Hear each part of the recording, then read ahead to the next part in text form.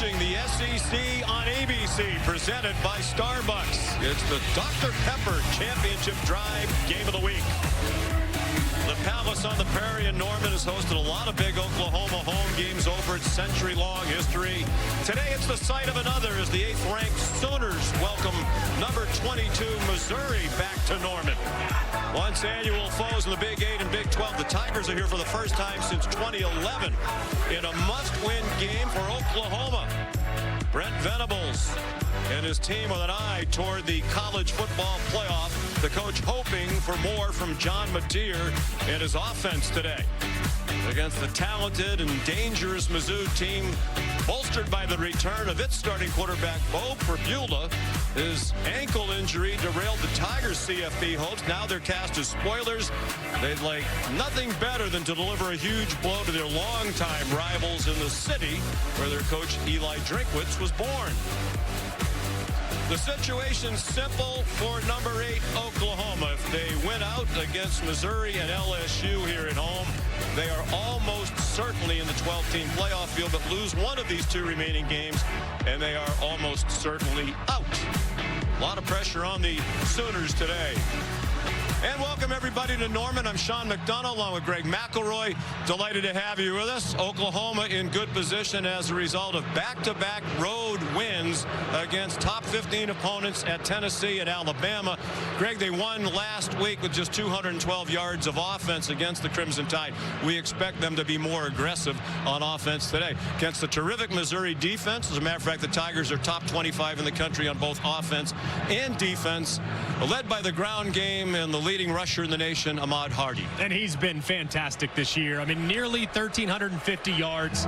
And to think that of those 1,350 yards, nearly 950 come after contact. He's very difficult to bring down. That's 140 yards better than anyone else in the SEC, but against the best defense he's faced, against Auburn, against Alabama, not quite as productive. So he's got to be at his best today against the top 4 rush defense in the country in Oklahoma. And he'll have some help as they get their starting quarterback back. With more on that down on the field, here's Molly McGrath. Yeah, Sean, you mentioned it. Mizzou quarterback Bo Pribula starting today after suffering a non-fractured dislocated ankle less than a month ago. And he admitted to us he's not fully healthy, but feels good enough to play. Now, Pribula not even wearing a brace on that ankle. He's just going to have it heavily taped.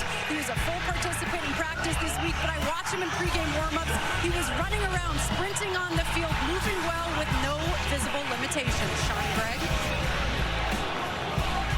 ESPN's presentation of college football on ABC will return after this message and a word from our ABC stations.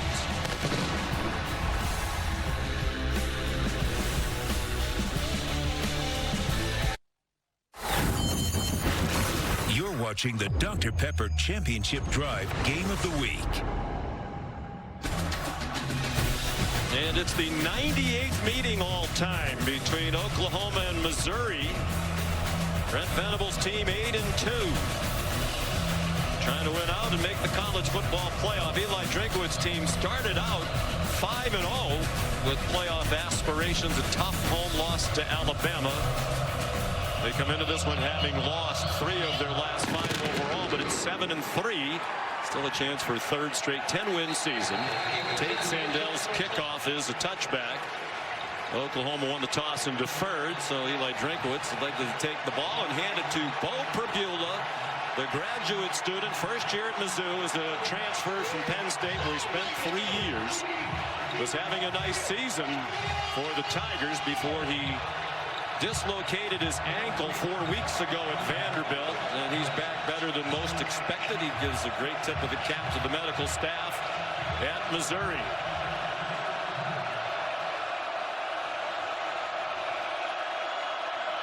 Comes out throwing quickly out wide to their leading receiver, Kevin Coleman, who swung down after a 3-yard gain by Peyton Bowen.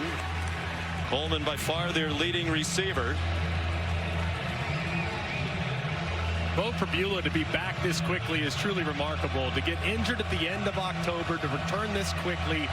I think if you look at it, though, when you talk to Eli Drinkwitz, he said there was a little bit of hesitation, but he's passed every single test. The one thing today, straight ahead speed with an ankle will not be affected. How much does it affect his lateral mobility? That's something to watch against a great pass rush. He has Ahmad Hardy on one hip and Kevin Coleman on the other. Gives it to Hardy off a 300-yard rushing game last week against Mississippi State in Columbia. He gets 5 on his first carry today. Just the 6th player ever to rush for 300 yards in a game in Southeastern Conference history at 300 right on that number on 25 carries, including 3 touchdowns. And Missouri has been great with transfers from the Sun Belt in the past. Nate Noel, Marcus Carroll, Ahmad Hardy next in line. And what a perfect fit for this run scheme. 6th best rushing offense in the country against the 4th best rushing defense in the nation in Oklahoma. Jamal Roberts is the running back now. He gets the handoff and has the first down. David Stone made the tackle. Oklahoma playing today again without our Mason Thomas along that defensive front. They managed to win at Tennessee with Thomas playing less than a quarter before he injured his leg. And they played without him last week at Alabama. And the defense was outstanding in both games. 3 takeaways in each game against the Vols and the Crimson Tide. A big part of those victories. And the defensive line extremely deep. The play fake to Hardy. Perbula, a good runner. And he gets tackled at the 43-yard line. He was a backup for the most part at Penn State. They put him in a lot of quarterback run situations. He got 8 there. And this is what makes this offense so difficult to defend. They run so well horizontally that it's the backside that has to always keep their antenna up for a naked. Hardy, a powerful run for a first down. He got 5 more. Averaging 134.6 per game. And Perbula looks like he wants to line them up quickly after they get the ball back to the officials. First down, Mizzou at its own 48. Another play fake. Brent Norfleet, excellent tight end to the Oklahoma 47. Boy, those play action fakes are so effective when you have a running game like they have, led by Hardy. I don't know how you account for it all, and it's such a methodical offense. I love this scheme. A lot of the throws are underneath.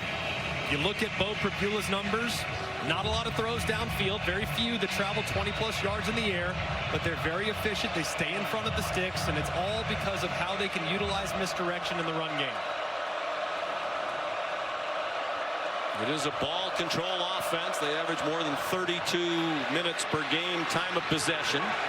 Out wide it goes to Donovan Olubide, the freshman who's really come on in recent weeks.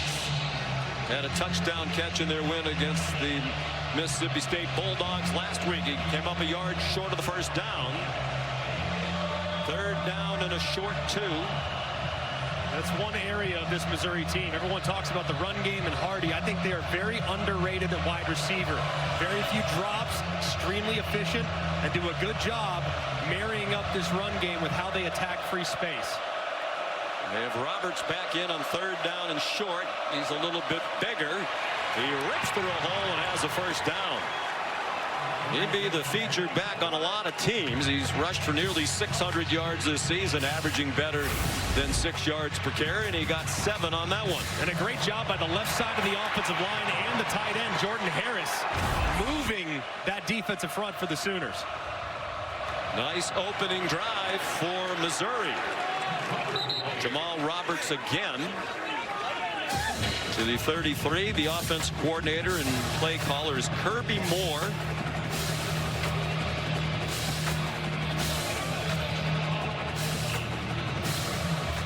Kirby Moore, I think, has brought his own flavor to this offense. His background is kind of rooted in the downfield passing attack, the quick passing attack that you see at Alabama, where he overlapped with Ryan Grubb and Kalen DeBoer. But he's really meshed well with what Eli Drinkwitz has done traditionally by running the ball outside the tackles. Looked like the Sooners were offside. Flags are down. Kevin Coleman taken down just short of the first down, about 2 yards short of the markers.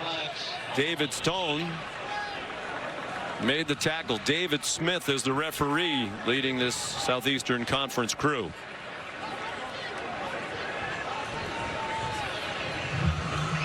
offside on the defense, number 56. 5-yard penalty from the previous spot. Replay, second down. Grayson Halton, part of that deep interior defensive line group for Coach Venables, who calls the defenses. Yeah, and he's lined up right over the center, and as you can see, just gets a little bit of a head start because the clap from Brabula hadn't even started, so I'm not sure what made him go so early. 10th play of the drive. Brabula's 3 for 3 passing, all of them short. They've already rushed for 31. They average 242 rushing yards per game. Hardy has another first down. Robert Spears-Jennings made the tackle for OU. This is a great defensive alignment, and Brett Venables does such a great job creating confusion with his pre-snap adjustments and pre-snap movement and then late blitzes. But when you have a run game that's this committed, you're really forced to kind of be a bit more stagnant. You want to make sure you account for every single gap. We said it's kind of comparable to playing against a triple option type of offense, because if one gap is unaccounted for, it could be out the gate. So expect a slightly more conservative defensive plan from Oklahoma. They line up in the pistol. Hardy, nifty cut inside the 20. And showing those skills that Greg mentioned. Yards after contact. Very difficult to tackle. Powerfully built at 5'10", 210. He gets up hobbling a bit after an 8-yard pickup. Just an unbelievable move right here. It looked like he was going to be tackled right there, and he bounces to the outside. And a little concern on the Missouri sideline is looked like he kind of got his right leg trapped underneath him, but he's limping it off right now at about the 24-yard line. 12th play of the drive. They've held the ball for more than 7 minutes and taken the crowd out of it. In this early morning start, Jamal Roberts with a flag down. Had enough for the first down before he got tackled by Owen Heineke. Holding on the offense, number 79. 10-yard penalty from the previous spot. Replay, second down. Keegan Trost, the right tackle, transfer from Wake Forest. And this is a killer right here. You're going to see inside, Marvin Jones tries to slip inside, and he just grabs him with that left arm, and that's what results in the penalty. And an offense like this that's so efficient, staying ahead of the chains, penalties are complete drive killers. So expect Bo Prabula to try to get half of it back to make this third down a little more manageable. John Mateer and the Sooners offense waiting patiently. They've had the ball for half of this first quarter. Have the Tigers over the middle. Prabula to Norfleet. Who returned last week after missing a game with a dislocated shoulder. The big target at 6'6", 260. That one got them 6. It's third down and 6. That's what the goal is, though. Anytime you're in second long, you want to make the third down more manageable. And with the kicking woes that Missouri's had this year, could be thinking possible 4-down territory, but that would require getting to 4th and 1 or just inside of that.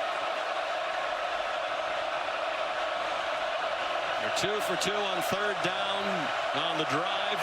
Roberts has been the third down specialist, and he's back in. At the play clock at 3, Prabula took the snap. He's retreating and throws. And incomplete. Good thing for Missouri. It was incomplete. That would have been a loss. Joshua Manning caught it inbounds.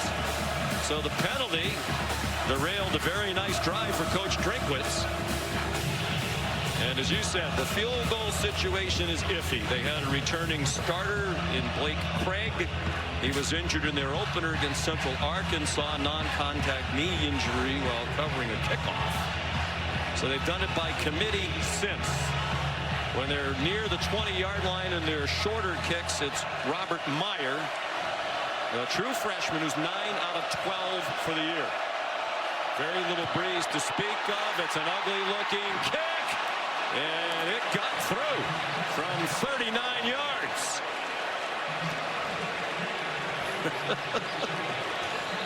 And a smile from Coach Drinkwitz. It's an adventure when they kick field goals.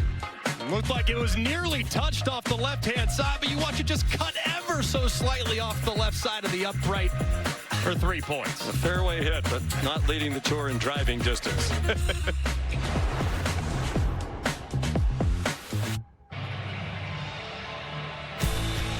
Well, we used a golf analogy on the way to the break, but this one was fat, like a golf shot. Robert Meyer hit way behind the ball, but got enough of it to get it through the uprights for Eli Drinkwitz. And a nice start. What a drive. 14 plays to go 54 yards. They took 8:23 off the clock. Oliver Robbins kicks off. A fair catch made by Jacob Jordan. Oklahoma generally does not try to return kickoffs. So here comes the offense. Hoping for improvement, led by John Mateer. First year here, like Prabula at Missouri. Mateer's a first-year transfer. Came from Washington State. Dual threat quarterback. Got off to a brilliant start to their first 4 games. Injured his right thumb, had surgery, and was off his best form for a while, but getting better week to week. They send Xavier Robinson in motion. They come out being aggressive right out of the gate, and that pass is too long for Deion Burks. They want to try to take advantage of his speed today. Toriano Pride had the coverage for Missouri. And talking to Ben Arbuckle, the offensive coordinator for Oklahoma, the big point is he wants to challenge the corners. He feels like the corners against the speed that Oklahoma has at wide receiver, that's a matchup in favor of the Sooners. And in his DNA, he's a high-volume, vertical passing guy. That hasn't really been who he's been this year, but it might come out today against a gettable secondary. The leading receiver, Isaiah Satania, went in motion. Mateer throws, ricochet, incomplete. It'll be 3rd down and 10. Trying again to get it to Deion Burks with Pride in coverage again. Toriano Pride coming off a really nice game last week. They said that was huge for him, and Danik almost grabbed it there on the deflection. And Pride was the SEC Defensive Player of the Week. Had a pick 6, one of 2 they had against Mississippi State. They also returned a botched snap on a field goal, 62 yards. Mateer over the middle. Caught by Jaron Kanik, the tight end, for a 7-yard gain. So after Missouri held the ball for well over half of the first quarter, it's a quick 3 and out for Ben Arbuckle's bunch. And they're going to have to kind of go back to the drawing board there. A little more air on the deep ball on 1st and 10 from Mateer, but this is a really sound defense. They're going to force you to be creative. They're going to force you to be patient. But when you have those shots, you have to hit them. This is an outstanding group that can rush the passer. Grayson Miller, the punter. And a fair catch signaled by Kevin Coleman and made at the 18-yard line. 51-yard punt. 3-0 Missouri. We're in the first quarter in Norman. And you might need a coffee here in Norman for this early morning start. Kickoff just after 11 a.m. local time. Bo Prabula and the offense ready to go. 8 minutes and 23 seconds to kick the field goal. Believe it or not their longest possession of the season. They had a drive of 10:43 against Louisiana in game 3 of the season. And a 16-play, 8-minute, 47-second drive in the border war against Kansas. Second game of the year. When Eli Drinkwitz watched Bo Prabula play a great game in that rivalry game. 30 for 39 for 334 and 3 touchdowns for Prabula against the Jayhawks. He was lights out that day for sure, and they do such a great job of playing complementary football and taking some of the pressure off their defense. Here's Hardy, and they defend that stretch very well. Kobe McKenzie made the tackle. Wasn't even a given at the beginning of the year that Prabula would be their starting quarterback. He was in a battle with Sam Horn, and then Horn injured his knee in the opener. So it's been Prabula. Then when he got hurt, Matt Sollers, the true freshman, stepped in for the second half of the loss at Vanderbilt and started the last 2 against Texas A&M and Mississippi State. His future is bright, but the man of the hour is Prabula. With Hardy behind him in the pistol, a hole outside to the right. Wow, is he tough to tackle. They're a team in the country that runs stretch plays and outside zone better than the Missouri Tigers. Yeah, good luck finding one, that's for sure. And it's really their tight ends, too. They do such a good job of capturing the edge. This time it's Norfleet who gets the edge, and there it is for Hardy to just take off right around it. And like I said, man, he is so hard to bring down with initial contact. That's one of the reasons that he came here, likes outside zone. Transferred after 1 year at ULM, Louisiana Monroe, where he rushed for more than 1,300 yards. And was the Sun Belt Freshman of the Year and a Freshman All-American. He gets dropped for a 2-yard loss. Well played by Kip Lewis and Portland Guillory, the freshman cornerback. Officially a loss of 1.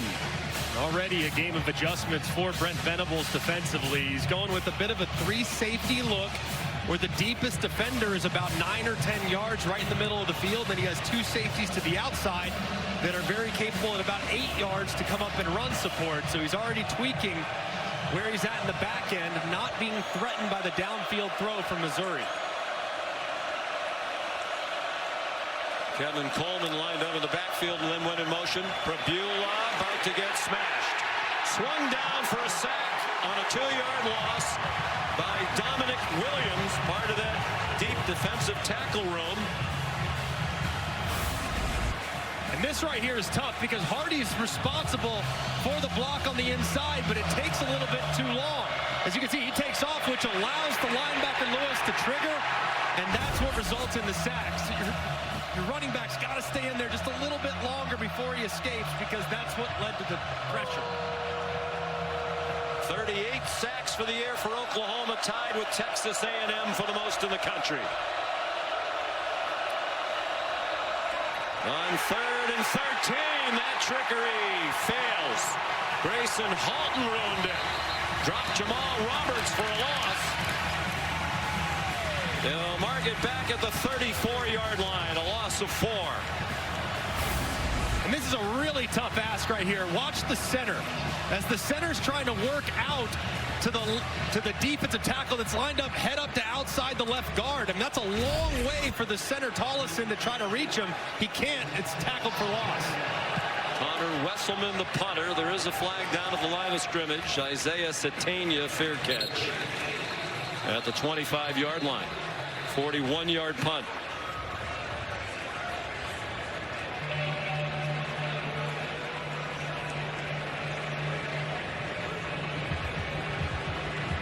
A decision for Eli Drinkwitz to make. He wanted Illegal formation on the offense. 5 or more players in the backfield. That 5-yard penalty will be added to the end of the kick. First down, Oklahoma. Actually, it's against Missouri. And Oklahoma will have the ball for just the second time. They've run only 3 plays. They've had the ball for 56 seconds. But the defense rose up on the second possession for the Sooners. It's 3-0 Mizzou.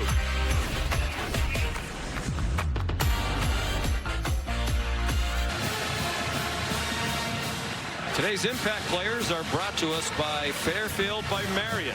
Josiah Trotter's done such a great job at middle linebacker for this Missouri defense all throughout the season. And Isaiah Satania has become the go-to guy in the slot for the Sooners all year. They may try to be creative today with Satania, move him around a little bit. He goes in motion. They fake a handoff to him. He got belted after Mateer kept it. And Mateer got a yard, and that's all. Tackled by Josiah Trotter. Boy, did Satania get blasted as he went in motion. I mean, just crushed by Zion Young, who's going right upfield. And they have an all-points bulletin on Satania. They have to know where he's at all times. And Zion Young following the plan and delivering a big hit.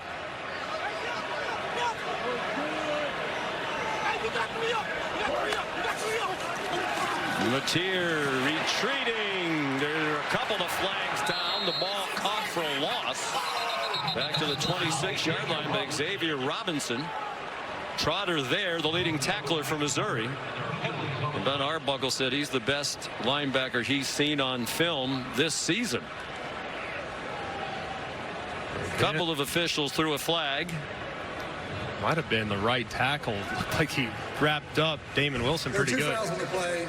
Both are on the offense. Holding number 55. The penalties declined. Holding number 70 on the offense. That penalty is declined as well.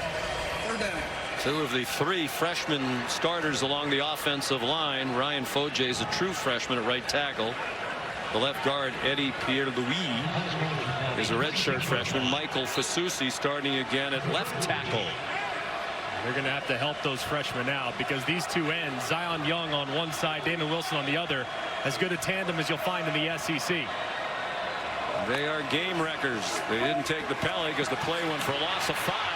Mateer in trouble again, and he's thrown down by Damon Wilson, the transfer from Georgia.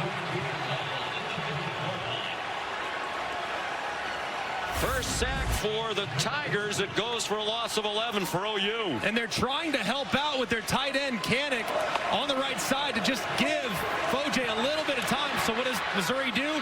They run a little bit of a game where the tackle goes outside and allows Damon Wilson to come to the inside. And Wilson makes the play on the quarterback trying to escape. Grayson Miller to punt.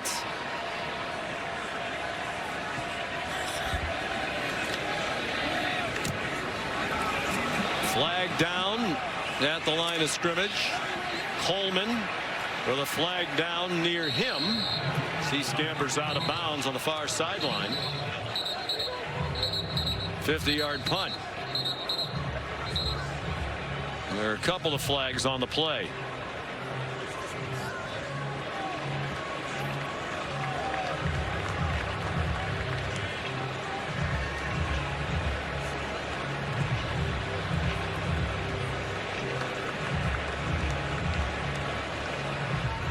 Eli Drinkwitz and Brent Venables waiting anxiously. There's no foul for holding on the kicking team. Illegal formation on the kicking team. 5 or more players in the backfield. That 5-yard penalty will be added to the end of the kick. First down, Missouri. Well, apparently that's the flavor of the day. More SEC action following us on ABC today at 3:30. Arkansas is at Texas. Longhorns very slim hopes for the college football playoff. Desperately need a win today. Tennessee is at Florida tonight, 7:30. Both games will be available on the all-new ESPN app. 3 very sneaky good rivalries. Of course, Tennessee and Florida, so many memories. Not many wins for the Volunteers in Gainesville in quite some time. And then Arkansas and Texas, man, that is a sneaky one. The Super Bowl for the Hogs have lost 8 in a row, and Texas reeling after last weekend's disappointment in Georgia. And this is a rivalry that has been renewed in the SEC. The first quarter dominated by Missouri. Got to be thinking at some point in this drive or the next, a shot is coming from Missouri with those safeties playing so tight. Hardy.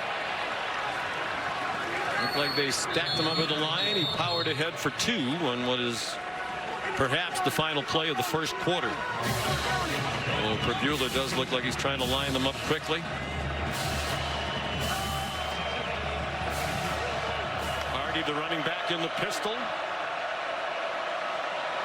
And they're not going to get another play off. That's the end of the first quarter.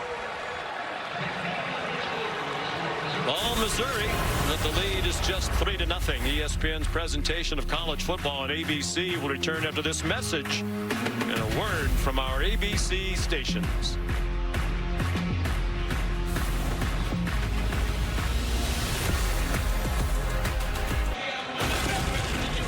For 20 years, All-State has celebrated every field goal and extra point made by participating universities by donating to the university's athletic scholarship fund, supporting all student athletes. Thank you, All-State.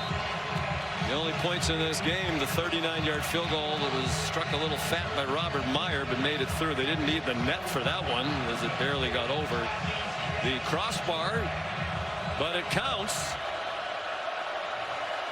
First play of the second quarter. 2nd and 7, Mizzou from its own 48. They had the ball in the first quarter for more than 12 minutes. Hardy dropped for a loss of 1. Owen Heineke and Grayson Halton there. Heineke's become a factor on that defense. Transferred from Ohio State, where he's a lacrosse player, was a walk-on for Brent Venables. Stuck it out deep down the depth chart, and eventually won Coach Venables over. 3rd down and 7. This is where you got to be very aware of possible pressure from Oklahoma, but based on the pre-snap look, looks like it could be coming off the left-hand side. Bo Pribula to the 50-yard line, juggled and dropped along the near sideline. It wasn't going to be a first down anyway for Jordan Harris. And a flag down and a little woofing after the play. You saw on a replay as we were going to break, there was some woofing during the coin toss. Whatever happened just now was right in front of Brent Venables, and he's an interested onlooker to the officials' conversation. After the play was over, unsportsmanlike conduct, number 34 on the Oklahoma bench. 15-yard penalty from the previous foul, automatic first down. That is huge. It would have been 4th down and almost certainly a punt. Adepaju Adibarawa is called for a critical penalty. And it looked like he was over on the bench, and something happens right around as the official is going in there. That's when he throws the flag, and it looks as though somebody's in the face of the Missouri player or something who's on the ground, and just a massive mistake on Oklahoma's sideline. You can't do that. As you can see, not a lot of room on the sidelines here. It's one of the tightest stadiums in the country with an eye toward that. But no excuse.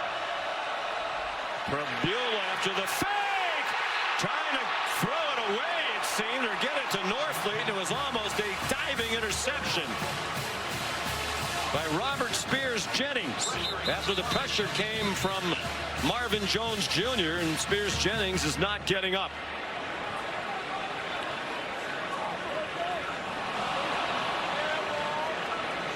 That is a big loss in the secondary, too, and Jones played it perfectly.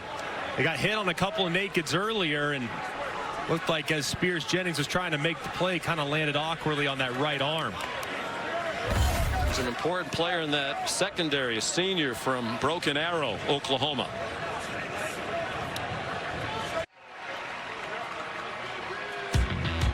Robert Spears Jennings very nearly had the interception, and on the diving attempt he appeared to injure his right shoulder, which was already strapped up prior to the game. He's trying to walk it off on the sideline. He's had that right arm folded against his chest.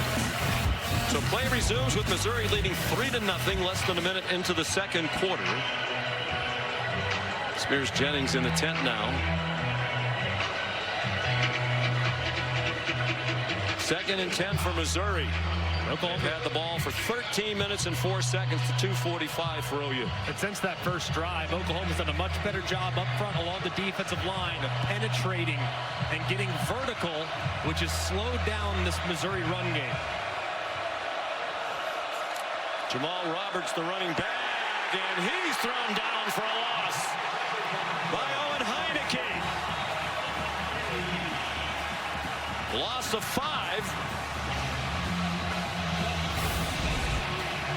And a great job by Heineke just on the linebacker run through. They're trying to run on the outside zone. Heineke sees it, goes right in the backfield, and forces another 3rd and long. We started to tell his story during fall camp. Heineke frustrated. He wasn't really a factor on the defense. At the end of training camp, he put together his own videotape of highlights from practices and sent it to Brent Venables. Venables watched it, said, I was embarrassed. I didn't realize how terrific he's been in practice. He earned a chance to play, and boy, is he taking advantage of it. He's in on the play again with Reggie Powers the 3rd. Roberts dropped for a 1-yard loss, and Oklahoma has figured out that run game for Missouri. Yeah, they have, and it's by being more aggressive. They were a little passive on the first drive, and they got a couple times. Now they're pinning their ears back and going. They're making plays behind the line of scrimmage. That was a huge emotional stand after the free first down that they gave with the sideline unsportsmanlike.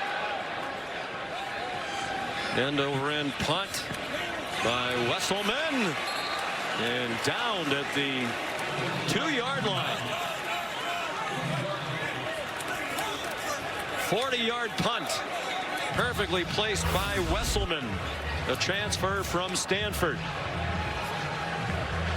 Excellent job too. It looked like Toriano Pride that was able to corral it.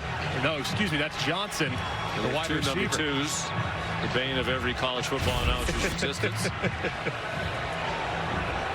Marquise Johnson there. They've spotted it at the 3. Here comes Oklahoma, a couple of 3-and-outs. They've run 6 plays. More than 2 minutes into the second quarter. They got to get the run game going a little bit too. They haven't tried at all. Minus 7 yards of offense. Xavier Robinson ahead across the 6. Zion Young the tackle. Got to try to run the ball a little bit. I know you have 3 freshmen offensive linemen, but this is a great pass rushing group. If you become one-dimensional offensively, these edge rushers could just pin their ears back and go. You got to keep them honest by trying to run the ball between the tackles. Shut out for the first time in the first quarter this year, the Sooners. Deion Burks, the 1-yard gain.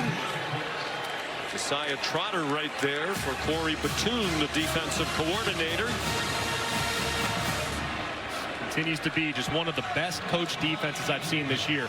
Very few mistakes, very simple. They don't do a ton. They also do an incredible job tackling. I think they're one of the best tackling teams I've seen this season. Led by Trotter, the son of Jeremiah Trotter, the former Pro Bowl linebacker, Philadelphia Eagles Hall of Famer. Mateer from the goal line. That's caught with enough for the first down. Isaiah Satania driven back by Marvin Burks Jr., but he got the first down, and a mock cheer goes up from the 80,000 here in Norman. First down of the game for OU. They line up quickly. Missouri wasn't set. Low throw. Back-to-back first downs. Gets another roar from the crowd. Keontez Lewis the catch. I like this tempo. Just try to inject a little life into your offense. That was a 12-yard gain. And the pass batted down. Good to see Keontez Lewis back. He suffered what looked to be a very serious injury when he ran into the wall in one of the end zones head first in the game against Kent State. Big relief to have him too, especially in a game like this where vertical speed and being able to run past these corners might be opportunistic for this Oklahoma offense. After an incomplete pass intended for Lewis, it's 2nd down and 10. Press coverage on here with one-on-one. You might be able to take a shot. Mateer looking to that single coverage intended for Satania. Crowd wants a flag. Ball is thrown out of bounds. Toriano Pride have the coverage. Venables pleading his case, looking for a holding call on the Clemson transfer. Yeah, it looked like just wasn't a lot of room given by Lewis, and you see some contact there, and I can understand why they want the call. I probably would have called it myself because Pride never looked back and tried to play the football. He just played the receiver, and that usually results in a flag.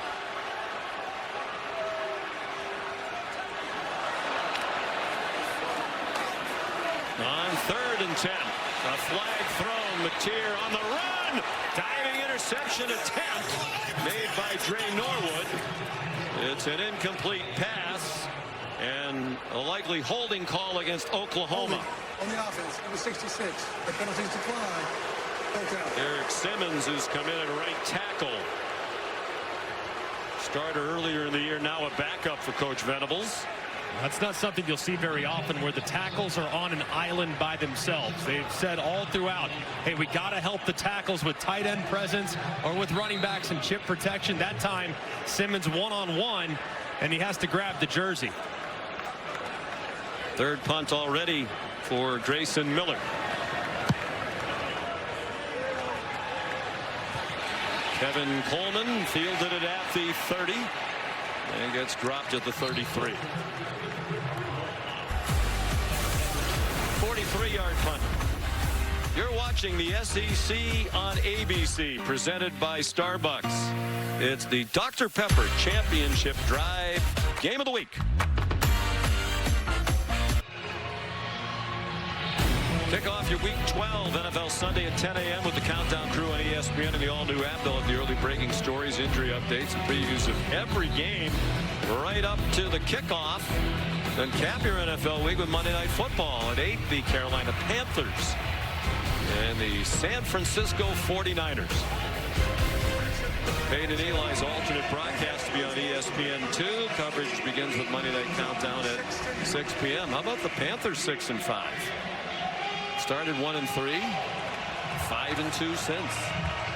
Bryce Young really started to reach his potential. I think he went for nearly 500 last week. I saw. Took an L in fantasy as a result. And Joe Buck on the call, former color commentator for basketball, alongside Mike Kelly, the voice of the Missouri Tigers. Oh, very good. And Joe was just starting out in his Hall of Fame career. Bo Prabula has an open receiver and a first down, trying to escape big Joshua Manning. And he powered his way to the 49 for a 17-yard gain. And this was a nice throw, too. Zone coverage on the back end. It's a little bit of a tight window, but it's well-timed. Just excellent hands there by Manning. And a few throws that have gone well beyond the line of scrimmage. That one goes wide, and the run after the catch by Joshua Manning. He gets them a first down. 11 more. 14 of it after the catch as he caught it behind the line. With the attention that Oklahoma is now paying to the run game and the amount of bodies they're attributed to the box, you got to kind of throw them out of it and soften up that coverage.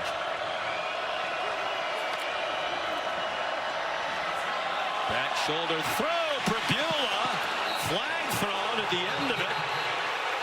Donovan Olubade, the true freshman, trying to make the catch. The crowd on the Oklahoma sideline hates it if it's against the Sooners.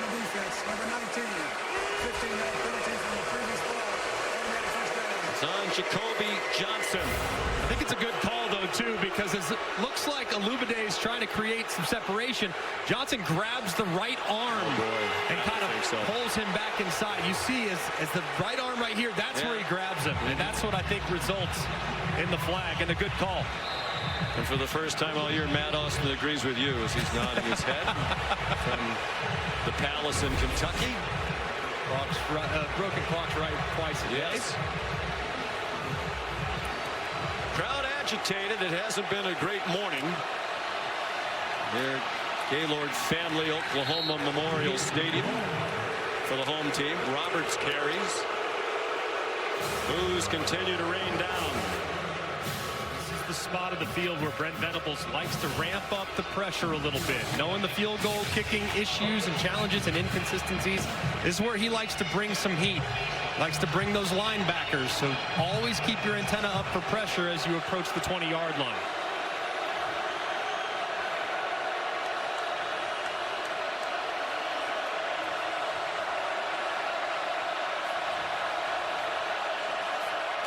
Prabula running out of time on the play clock. Awkward handoff to Hardy. And he got driven back after he reached the 20. Hard-earned 2 yards for the sophomore from Oma, Mississippi. Small town of the southwest corner of their state. Led the state of Mississippi in rushing. Senior in high school, more than 2,200 yards, but had just one FBS offer, was from Louisiana Monroe. Had a prolific freshman year there. Had a lot of people interested in him. And here he is as a Missouri Tiger. One of the semifinalists for the Doak Walker Award as the best running back in the country. Coleman swung out of bounds short of the first down by about 3 yards by Reggie Powers. And Robert Spears Jennings has been back on the field during this defensive possession for Oklahoma. I think you go for it here. That's about 4th down and 3 or so. At least get up, take a picture, and if you like the look, see if you can get him to jump off sides.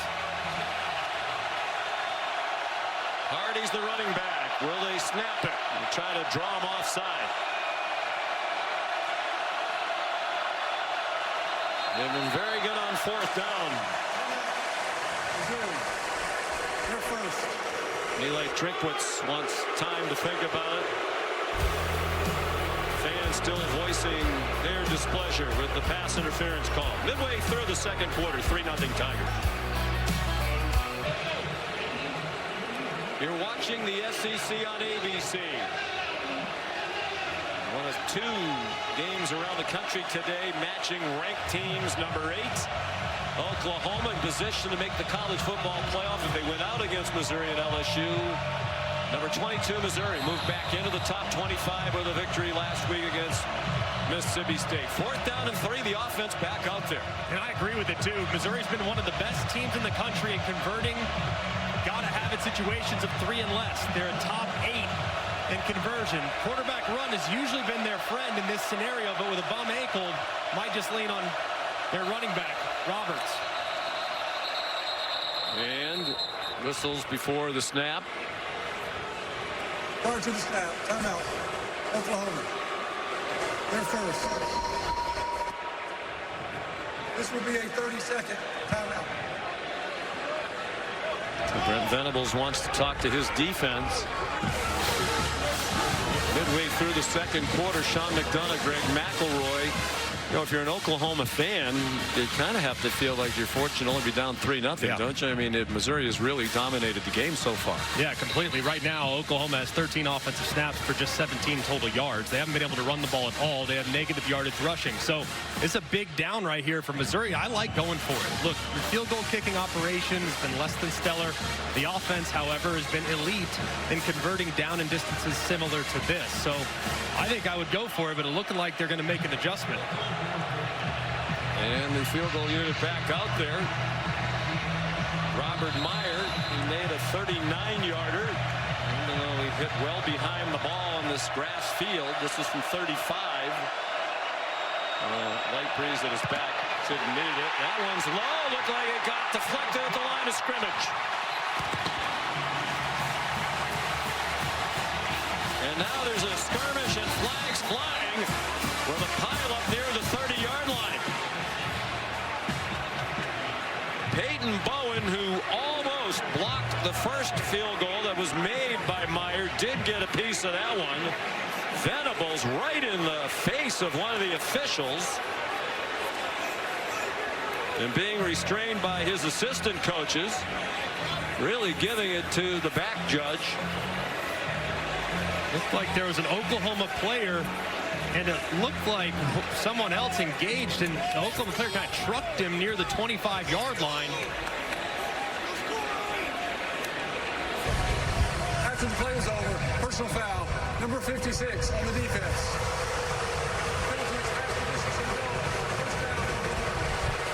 It came well after the field goal was blocked. Grayson Halton called for the penalty. They blocked one last week at the end of the first half. Taylor Wine did for Oklahoma. They need to calm down on that sideline. Emotional game, so much at stake. And possibly a 7-point penalty here. And this is what was called. As you can see on top the whole time, pushing the helmet up. That's what led to the penalty. And that's a good call. I mean, he drove him yards down the field and then stayed on top of him. At least I think it was. Matt Austin, what do you think? Yeah, I agree. I don't think it was the initial action. I think of the fact that he stayed and climbed back on top of him at the end. But keep an eye on the officials now, because they'll probably start throwing a lot of flags to prevent any of this stuff from escalating. Well, it really started with some woofing and finger pointing during the coin toss. Oklahoma has the ball. It was well after the play ended. And Xavier Robinson runs for 3. This used to be a big rivalry game. They were conference mates for a long time. They played each other every year from 1919 to 1995. Missouri went on to the SEC. Oklahoma just joined this conference last year, so the rivalry renewed. But a lot of history and not much of it good here in Norman for Missouri. The pass behind Isaiah Satania. And it's incomplete. 3rd and 7. Field goal operation again continues to be a little bit problematic. Laces were fine, but they get a piece of it off the right-hand side. They almost got it on the first kick as well. So they need to adjust how they're snapping it and maybe change the count just a hair, because that's twice now off the right side they've had pressure. I'm not sure you can put that one on Meyer. Looked like he actually made cleaner contact than the one he made. 3rd down and 7. John Mateer throws, caught! There goes the speedy Satania. One of the fastest players in the country. Touchdown!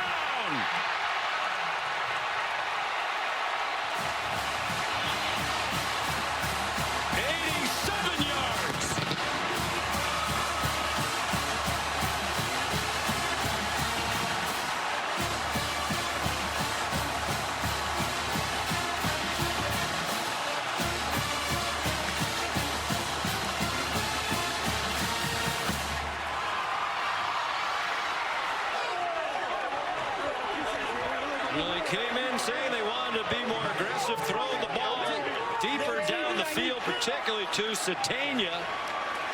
After being dominated for most of this first half, all of a sudden Oklahoma has a 6-3 lead. Tate Sandell makes it 7-3.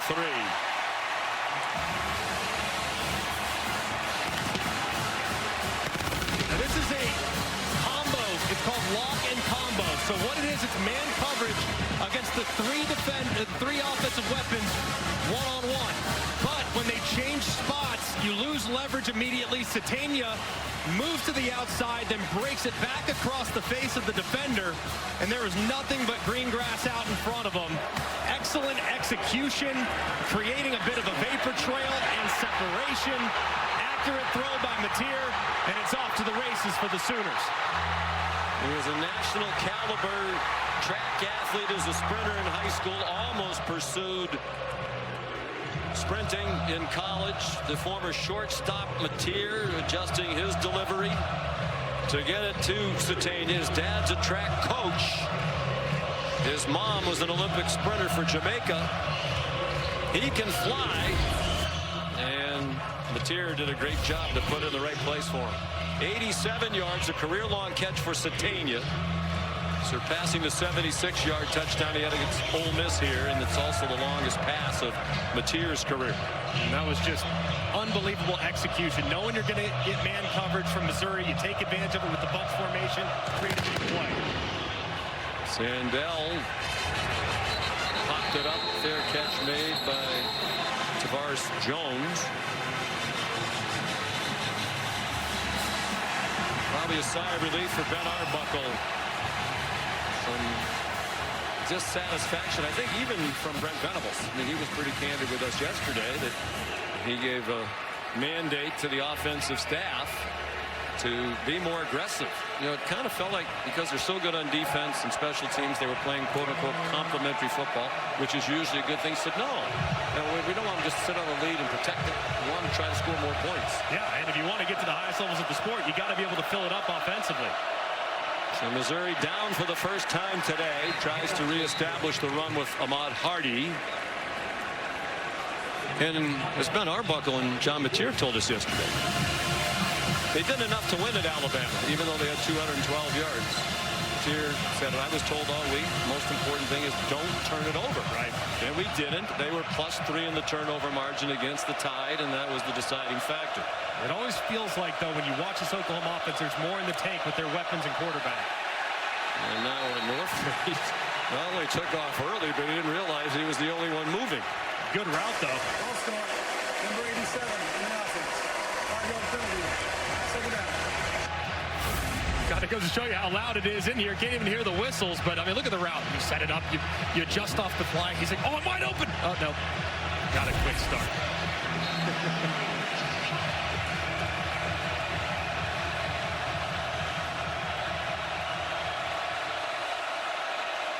The Palace has come to life. 6 minutes to go in the half. In a have-to-have-it game for Oklahoma. Prabula slides down. Very late flag thrown after he went sliding down.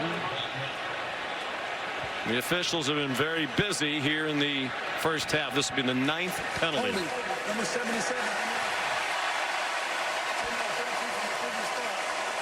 In play, second down.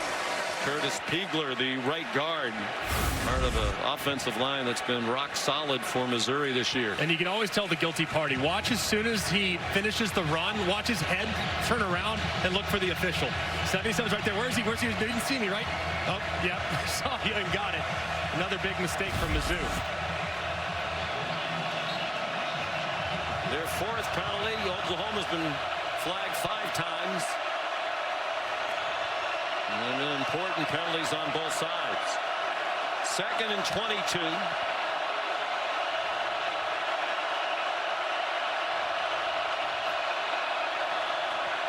Prabula slings it under duress, incomplete. Owen Heineke came on a blitz. Joshua Manning the target of the pass. And Missouri with 3rd and 22. 0 for its last 5 on 3rd down. Not a lot on the call sheet for Kirby Moore for 3rd and 22. Yeah, I mean, screen's about all you got. I mean, unless you want to hand it off, that's fine too. But screen, hope you can maybe break one. But you cannot continue to live off schedule with self-inflicted penalties. Now one of those situations when perhaps they're staying in the huddle, so the play clock goes under 15 and the communication gets shut off on both sides. Venables can't directly communicate into the helmet of the defense. They snapped it at 1. Prabula lost the ball. And he's down in the arms of Taylor Wine, back at the 4.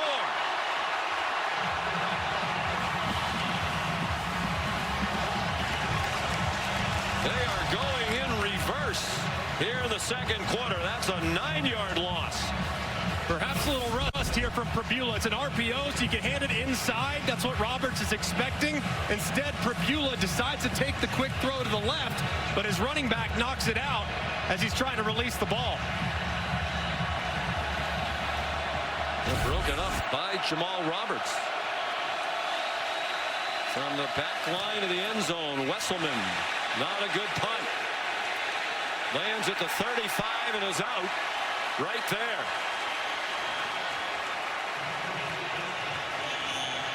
Momentum has turned to Venables' side. Here's Kevin Nagandi.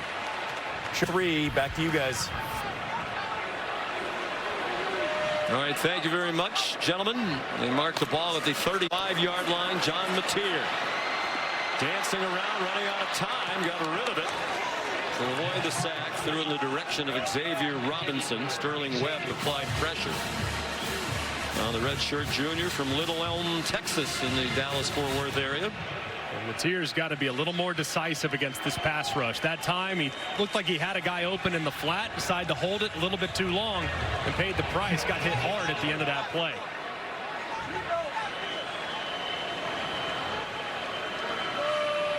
Now an edge in total yards for Oklahoma, but 87 of those 107 on the touchdown.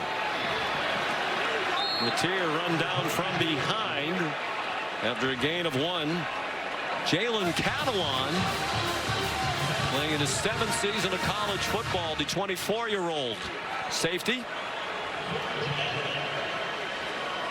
What a luxury for Oklahoma, knowing you're already in field goal range, so don't do anything to make this field goal tougher for Tate Sandell. Little flinch along the defensive line. It's a free play for Oklahoma. In the flat, Robinson runs over the defender Catalon. The play goes to the 29. They would take the penalty, you would think. Offside on the defense, number 8. 5-yard penalty from the previous spot. Replay, 3rd down. Penalty's a killer for Coach Drinkwitz. Born here in Norman 42 years ago. I live here just for years. Family moved to Arkansas. He's from Alma, Arkansas. Done a terrific job here over 6 years. The last 3, they're 28-8. The 11th best winning percentage in the country. Kanik went in motion. Mateer looked in his direction, got it off. And a stumbling lunge for a First down for Xavier Robinson. A 6-yard gain. This is a great job here by John Mateer. He knows who he has to pitch it off of, but he takes his time. He forces the defender to commit. As soon as he does, then you get the shovel pass underneath, and you pick up the 3rd down conversion.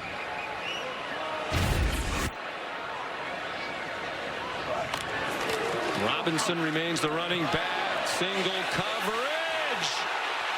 Crowd begging for a flag against Dre Norwood as he had the coverage on Dion Burks. No flag. And Mateer's got to put a little more air under his deep ball. This ball is very, very flat. You don't have a ton of room, but you need to at least give your receiver a chance. There was a lot of contact there on the outside. They could very easily could have and probably should have been called.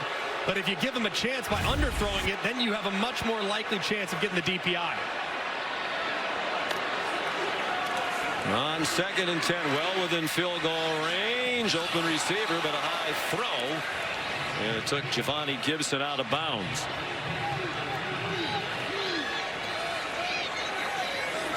Fresh bodies coming on now for Missouri on an obvious passing situation, and you always have to be accounting for John Mateer's legs. He's very effective, so if you get too aggressive with your pass rush, that quarterback draw or quarterback scramble can kill you.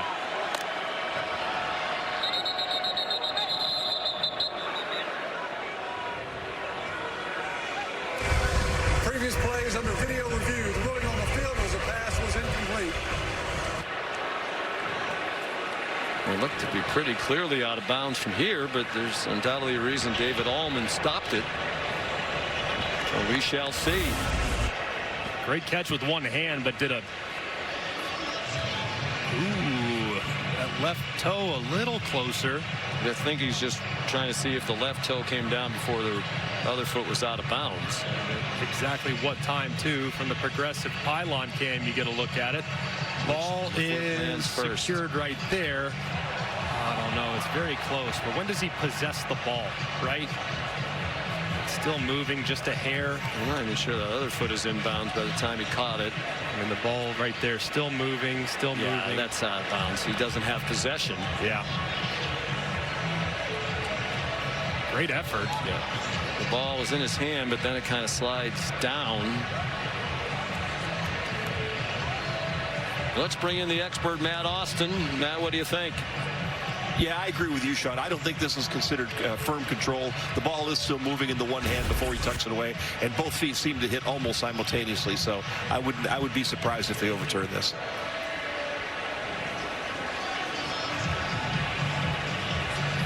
Well, we talked about the history here for Missouri, hoping this call goes their way, and it should, we think. As we mentioned, Greg, they used to play all the time. Missouri hasn't won here since 1966. They have lost 18 in a row here in Norman. You have to go all the way back to the great Dan Devine. A 10-7 win over a Sooner team in '66, coached by Jim McKenzie. His only year as the head coach. He was replaced the next year by the great Chuck Fairbanks. But even though they haven't met much in recent years, they did play last year in Columbia. They're well aware of the history. Nobody more than Eli Drinkwitz. Mentioned he was born here. He still has a lot of relatives in the Norman area. His mom Susie is here. And he read us a text his mom sent to the relatives last night. Please do not wear Oklahoma gear in the Missouri section where Eli is giving you the tickets. They had a problem last year at Arkansas when a lot of their relatives there showed up for the game against the Razorbacks in Razorback gear. Yeah, imagine that. The head coach gives you the tickets and you decide to wear the visiting team uniform and colors there in the head coach's section. Pretty wild. Then we did ask Eli, are you sure your mom's cheering for your team? I'm pretty sure. He is a funny guy, a very smart guy. Out of Arkansas Tech, where he was the student body president. Got into coaching as a 7th grade coach back at Alma, Arkansas, the spinach capital of the world. There's the call. Review, the ruling on the field is upheld. That took way longer than it should have. And that's ridiculously long. Especially if they hadn't stopped it at all, I don't think anybody on that Oklahoma sideline would have complained. Probably not. And to add an extra boost to it is that now these pass rushers, an obvious passing situation, they're fresh. They just had a 45-second rest.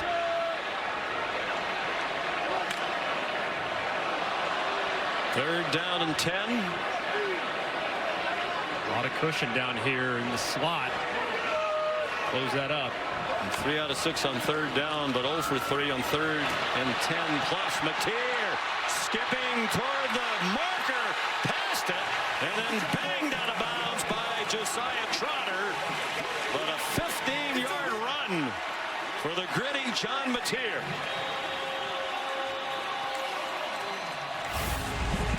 And great recognition, too. You have 6 defenders in the box, which means it's a great look to run the ball by bringing Kanik in and the running back as well. So you have 7 guys blocking against 6 guys in the box. Big advantage, and on third and 10, they cash in. They are perfect in the red zone this season. It's scored them all 32 trips now. Touchdown, Giovanni Gibson.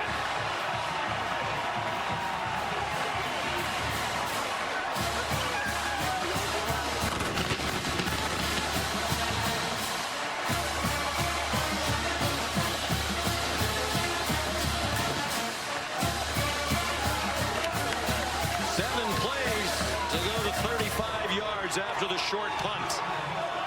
Gibson, his first touchdown catch as an Oklahoma Sooner. Transfer from Arkansas Pine Bluff. And Tate Sandell makes it 14-3 with 2:22 to go till halftime. And great eyes by John Mateer here, reading the secondary on the RPO.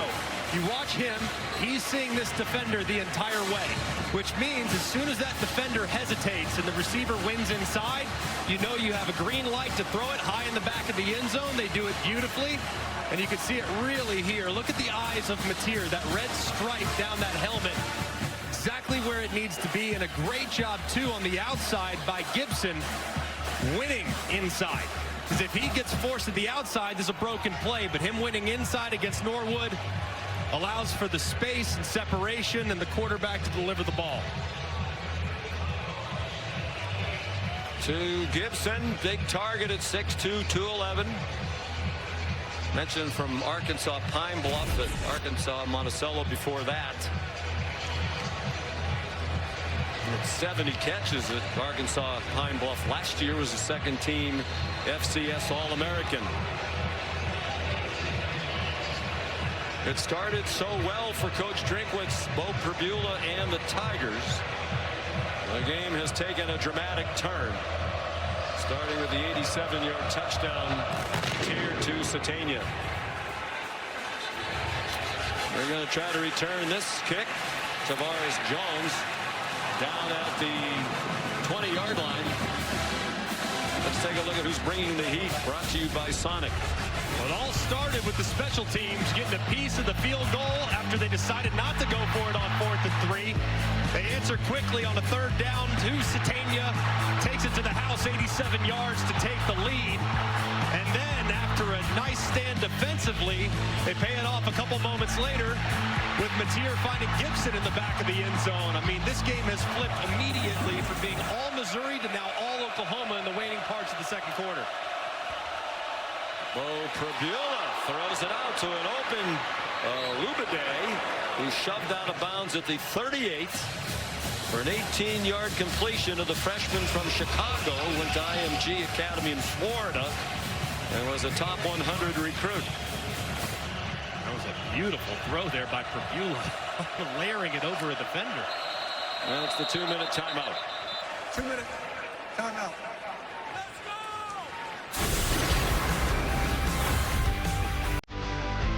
14-3.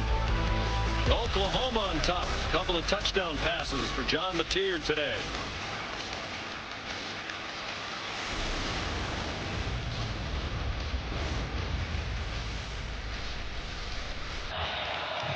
Two minutes to go, first half here in Norman, Oklahoma. Missouri led 3-0.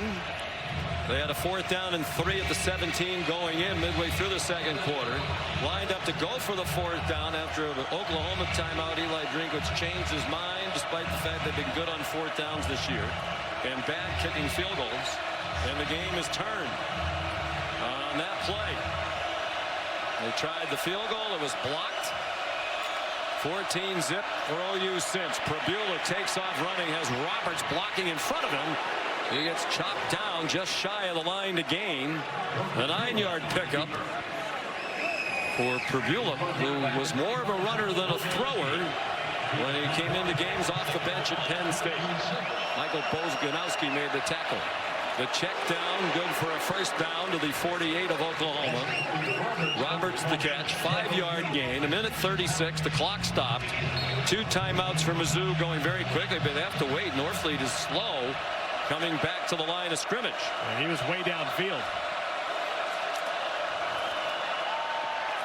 Here's Roberts again. To the 45. Gain of 3. Don't have to be in hyper speed yet, but there does need to be some urgency, and you can favor the sideline too. At some point, I want to take a shot if you get a one-on-one at the top. Sticking with Roberts. He stays in the block. Open receiver caught. Joshua Manning out of bounds at the 25 with 20 more for Mizzou and a 1st down. And that was a really nice and decisive throw there from Prabula. Saw it in the bunch, saw the receiver open immediately, got rid of it quickly for a big play. The spot here with the formation into the boundary. 3 wide receivers into the boundary is where you can get one-on-ones with safeties, and you love that matchup if you're the quarterback. Big hitter, Coleman, plenty of room on the catch. He's down inside the 10. Boganowski the tackle. 18-yard gain. They probably don't have to go quite as quickly now, but they have the Oklahoma defense on its heels, so they're attacking. Roberts went down inbounds at the 5. And decision for Drinkwitz to use the timeouts or no. He's not going to use it now. Plenty of time this close. And with 2 timeouts in his pocket. Yeah, certainly don't need to. And the guy that they favor here in the red zone is Norfleet, the tight end. He's lined up at the top, or lined up in the slot down here at the bottom. And with his defense scrambling, Brent Venables uses another timeout. This will be a 30-second timeout. The first timeout was useful for Coach Venables. Please reset the game clock to 28 seconds. The field goal team came on for Missouri instead of the 4th down try after Venables called his first timeout. And the beauty here now with 2 timeouts remaining for Missouri, you have your whole playbook. You don't have to resort to the air. You can run it 2 times. And based on their tendencies inside the 12-yard line, I've seen 37 rush attempts from Missouri and only 4 pass attempts. They are a heavy, heavy run team as the field condenses. But quarterback run has been a big part of what they do as they get close to the end zone. And with Prabula's ankle, are they going to try to do that, or will they opt to go a little wildcat, which they do have in their package? First game in 4 weeks for Prabula. Suffered a non-fractured dislocated right ankle at Vanderbilt. Very fortunate it wasn't fractured. That only happens about 1% of the time. Had it been a fracture, he would have been out for the year, including a bowl game. It got snapped to Roberts, and he got stood up at the 3-yard line. Owen Heineke, part of the Sooner defense that drove big Jamal Roberts back. Hardy's been on the sideline, the nation's leading rusher. Roberts is a better receiver and apparently a little better in pass protection as well. A lot of throws on this drive. And that was the look right there, kind of a wildcat presentation, a direct snap. And go to again here. But where they've had most of their success has been outside the tackle. So if you want to run it again, I suggest running it with a sweep to the right-hand side. When in doubt, they favor the right side of the offensive line. They feel like that's the stronger of the 2. So if they want to run it, maybe something outside the tackles, behind the outstanding transfer Trost, the right tackle. Your left tackle's Caden Green, who's a transfer from Oklahoma. Number 70. Was a second-team preseason AP All-American. Hardy is back on the field. 3rd and goal from the 3. 23 seconds to go in the half, and a timeout for each team on a 50-degree day here in Norman.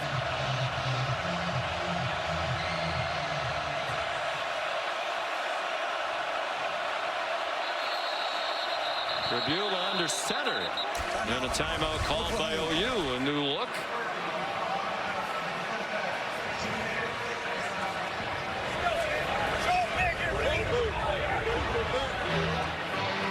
Mentioned Tribula, fortunate it wasn't fractured. That's highly unusual given he was tackled by big, strong football players. And he was also lucky. Clay Nully, one of the great team doctors from Mizzou, was able to pop his dislocated ankle right back in place on the field at Vanderbilt right after it happened, which helped the healing process. Absolutely incredible. And to think he's back, too. I mean, we were watching that game live. All of us were just totally beside ourselves, disappointed to see the guy's had a great year go down in pain. So for him to be back this quickly says a lot about his determination, the medical staff of Mizzou. Yeah, and to say I'm ready to go against this defense, which attacks you with regularity, is one of the best in the country. He's a competitor. He wanted to play as soon as he could. And he's trying to lead an upset victory on the road where they haven't won since 1966. Hardy chopped down at the line of scrimmage by Michael Boganowski.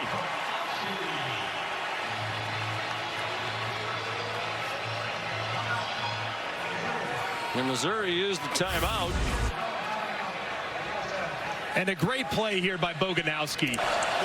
Looks like there's going to be some room. It looks like there's going to be an opportunity. There's one guy that has to make the play for Oklahoma, and he comes up and delivers a big hit to stop Ahmad Hardy in his tracks. It's exactly what we thought. A run outside tackle to the right side. Oklahoma was ready for it, and they make the stand. Boganowski, a hard hitter. I remember earlier in the year when we were here for a game, Brent Venables said he tackles you like he's trying to take away your soul. He did there, too. Almost took away the sole of the shoe he wrapped up so well on the bottom.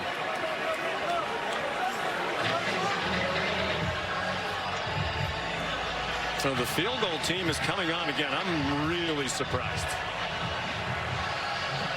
Yeah, the first one barely got through. The second one was blocked. Oliver Robbins has come in now. Usually he tries the longer field goals.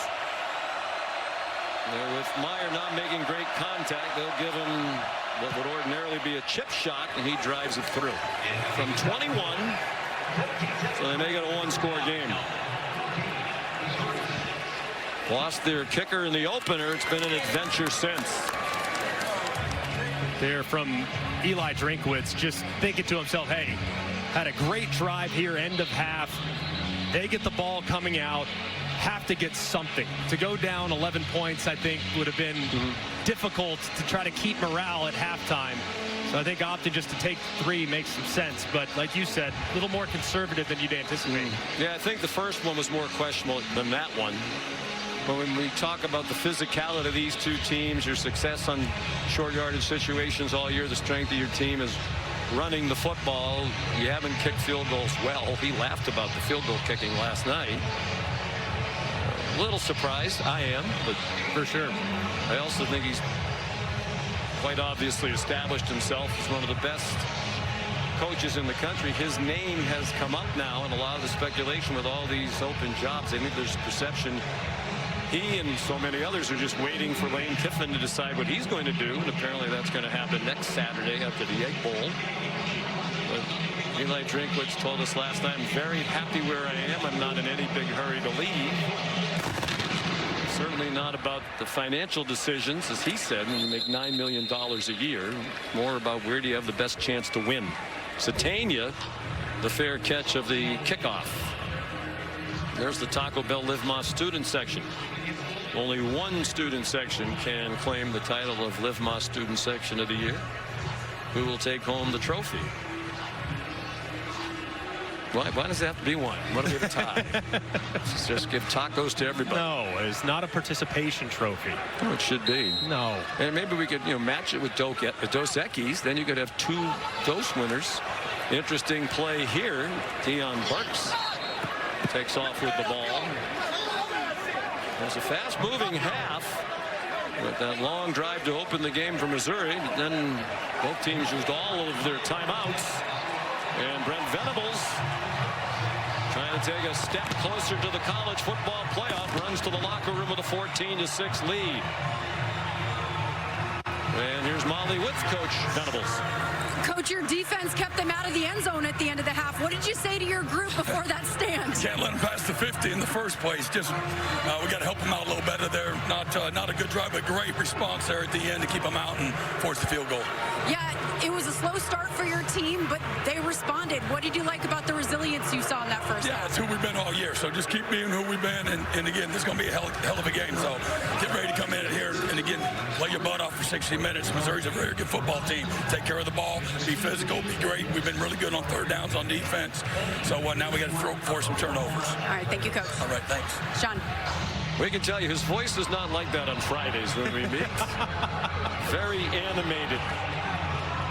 And his team a reflection of their coach. Play with a lot of heart.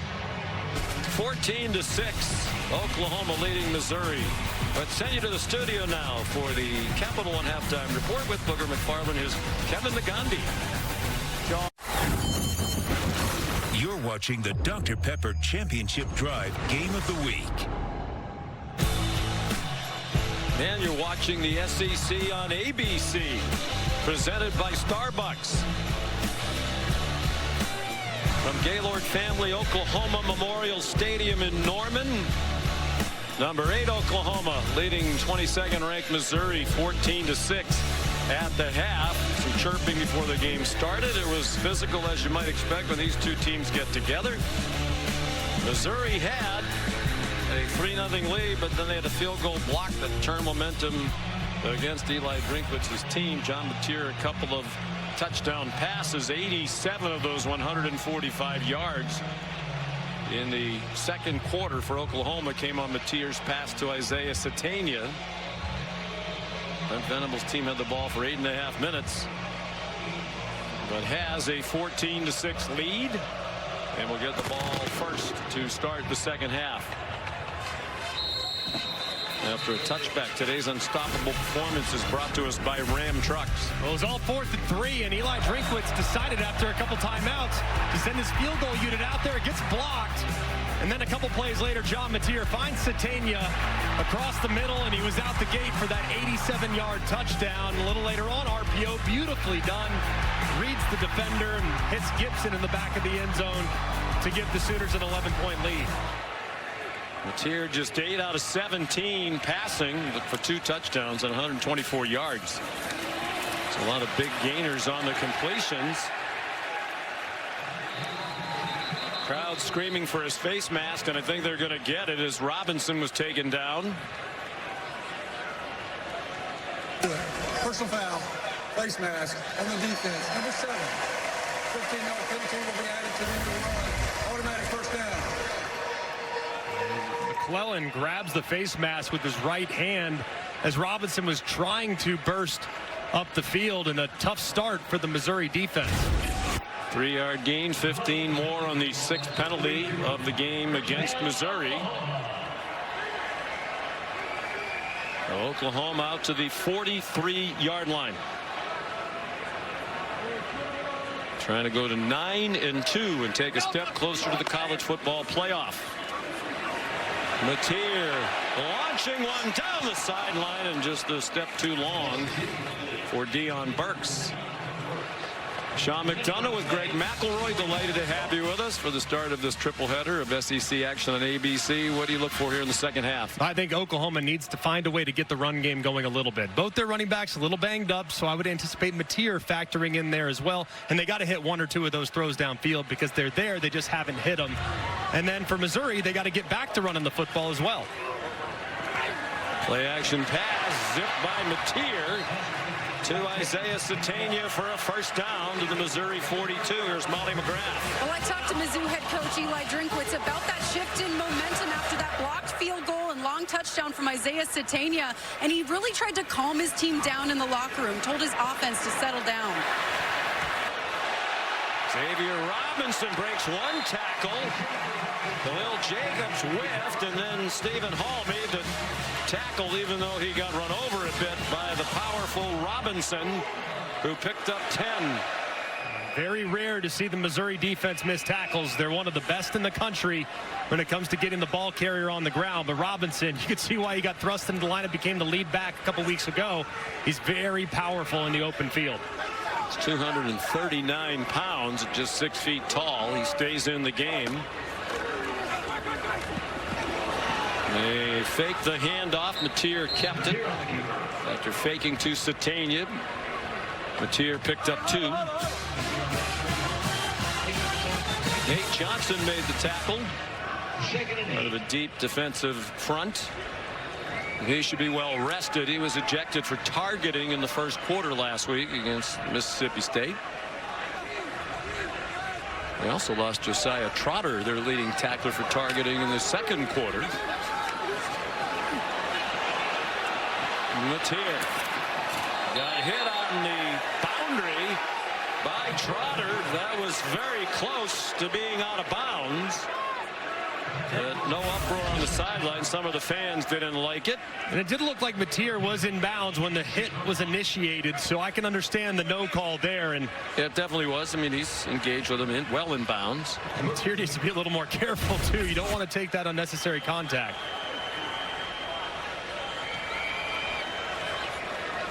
Third down and 4. They're 4 out of 7 on third down. They've converted their last 3. Mateer trying to get somebody to go in motion. Finally, Deion Burks does. And they had to use a timeout. Opening possession of the second half. The Sooners trying to build on a 14-6 lead against their old friends, the Missouri Tigers.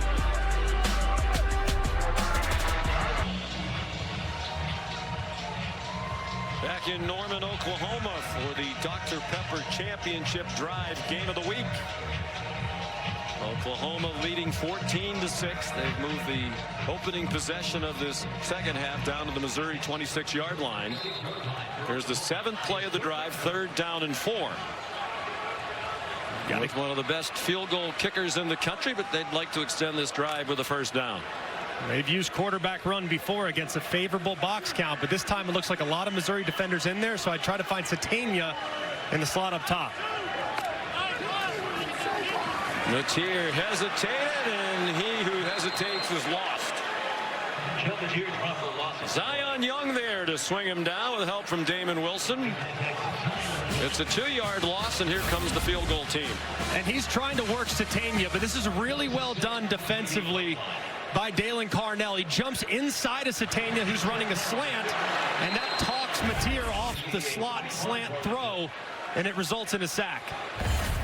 So here's Tate Sandell's at a record-setting year. Missed his first kick as a Sooner against Michigan. He's made 21 straight. That is the school record. It's the second longest streak in SEC history. And those of you who believe in the announcer jinx, remember that one. He's now 6 behind Will Reichert of Alabama's record for most consecutive field goals among SEC kickers. Will made 28 in a row. Just automatic, too. The laces straight back. A good job by the holder, flipping them all the way around. And Sandell drains it again. Keegan Bauman at 5'9", 182 pounds. Likely on his way to being the first Lou Groza Award winner in school history. He needs one more 50-yard plus field goal to tie the single season FBS record set by the great Fuad Revez of Tennessee back in 1982. Of course, Fuad went on to have a 10-year NFL career with Miami and Minnesota. He hasn't had a 50-yard try yet today. He's made 7 50-yard field goals plus this season. That is the Oklahoma career record, and he's done it in 1 year. And it's 3 more 50-yard field goals than any other kicker in the country this year. I like his chances that Lou Groza would. I think he's a lock. And the average make has been 42 yards. So he's not making one after another of chip shots. His average make of the 22 in a row has been 42 yards. Think about how close some of those games have been, too. I mean, without his performance against Tennessee or Alabama, they might not win the game. So, I mean, he has single-handedly contributed to victories this year. You don't say that very often for a kicker. We see it over and over again in college football, particularly in this conference. So many one-score games. And the kicker is critically important. And Sandell kicks the touchback. The defense isn't bad either. Well, they've done a great job of adjusting. If you try to defend Missouri, you're going to have your hands full. What you have to do is you have to attack Missouri, and that's what they did after the first drive. You see Owen Heineke here. The linebacker run through, sees a gap, runs through it, makes the play behind the line of scrimmage. Critical 3rd and goal. Boganowski in because Spears Jennings been a little banged up. He's unblocked. The one guy that has to make the play, and he does. They have become much more aggressive after the first drive, and it's led to much better and consistent defensive performance. Leading the nation in tackles for loss per game. And now leading the sacks as well. They were one behind A&M to start the day. 3-yard gain for Ahmad Hardy. 6 points allowed in the first half for Oklahoma. They've given up 75 first half points in 11 games, by far the fewest in the SEC. Alabama has given up 88 first half points. Pretty amazing, too. And when you think just how aggressive this group is, I think it takes offenses a while to kind of figure them out. By that point, it might be too late. Bo Pribula in his return is 11 out of 15, most of them short throws. This is longer, all kinds of contact, and a flag thrown. Donovan Olubade was the intended receiver. Eli Bowen was there for the Sooners. Pass interference on the defense, number 23. 15-yard penalty from the previous spot, automatic first down. Trying to challenge the 5'9" Bowen on the outside with Olubade, who's got great length, and you see the left hand grabbing, and Olubade's trying to push off, but on an underthrown deep ball, it's so hard on the defender because the receiver can see it, he can adjust to it, and oftentimes the defender has no choice but to grab a piece of him. Bowen had a huge play in their win at Alabama last weekend, an 87-yard interception return for a touchdown. The OU defense has scored a touchdown in each of the previous 2 games. From the 43, out of the pistol, Bo Pribula fake to Ahmad Hardy. He's going deep. That ball's underthrown and incomplete. Trying to get it to Marquise Johnson, who got behind the defense, including Eli's brother Peyton Bowen. This ball way underthrown, and it forces the speedster Johnson to try to come back and make a play on it, but that time I feel like Bowen did a better job, not the same Bowen, a better job of trying to play the ball. Look at his eyes all the way through. He's trying to play the ball. That's why it didn't result in the flag, and it was nearly intercepted. And also nearly caught at the very end by Johnson, their second leading receiver. Dickinson, Texas.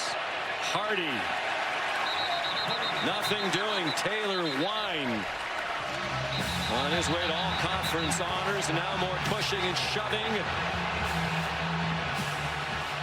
Keegan Trost in the middle of it. The tackle. David Stone runs off for Oklahoma. He's fired up.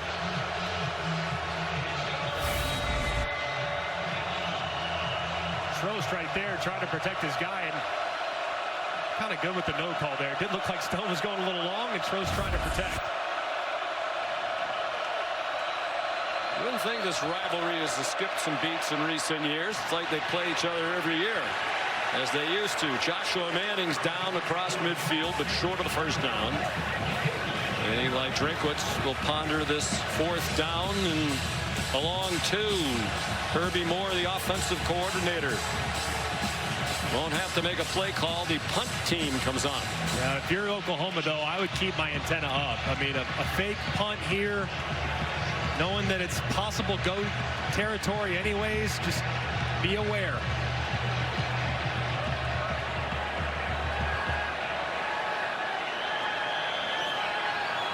Wesselman does punt it. Fair catch made by Satania. 40-yard punt for the graduate student from Atlanta. The defense fired up. They got off to a slow start today, but they have picked it up and then some for the Sooners. Sooner Schooner rolling, one of the great traditions in college football, hoping Oklahoma rolls on to its 9th win. Trying to get to 9-2 and take another step toward the college football playoff.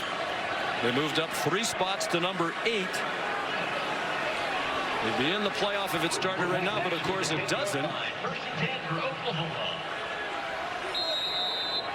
But if they win today and win against LSU here next weekend, they are a virtual lock to be in the field.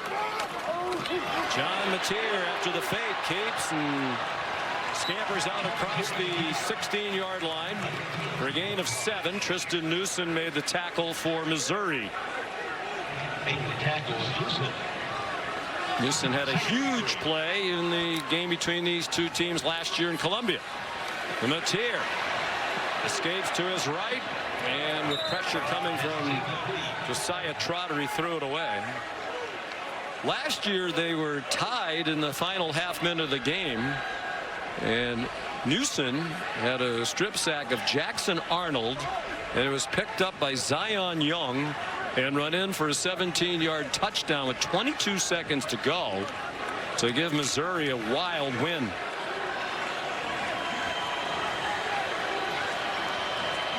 (30-23) was the final. 3rd down and 2. Xavier Robinson looked like he might be stopped behind the line of scrimmage. Instead, he's still going. And a 1st down for Oklahoma at the 23. That's a gain of 5. This is a nice run here by Robinson, too. It's a big 3rd down for Mizzou, getting off the field, justifying their coach's decision to punt. Instead, Robinson looked like he was stopped initially, jumps through the hole, and surges forward through Trotter for a big conversion.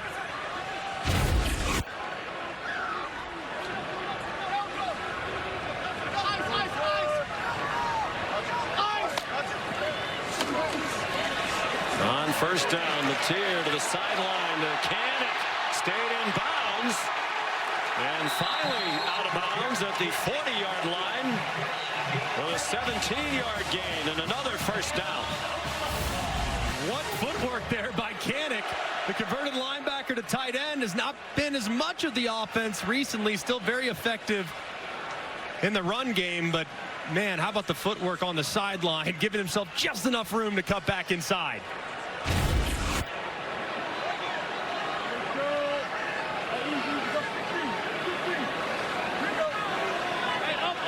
Second catch for Kanik from his good pal Mateer. Xavier Robinson, more than midway through the 3rd quarter now, picks up 3. Oklahoma just needs to continue to chip away. They've been a big play run team all throughout the season. As far as the down in, down out production, not great running the football. But it feels like at any moment they could bust one with how aggressive Missouri's been along the front.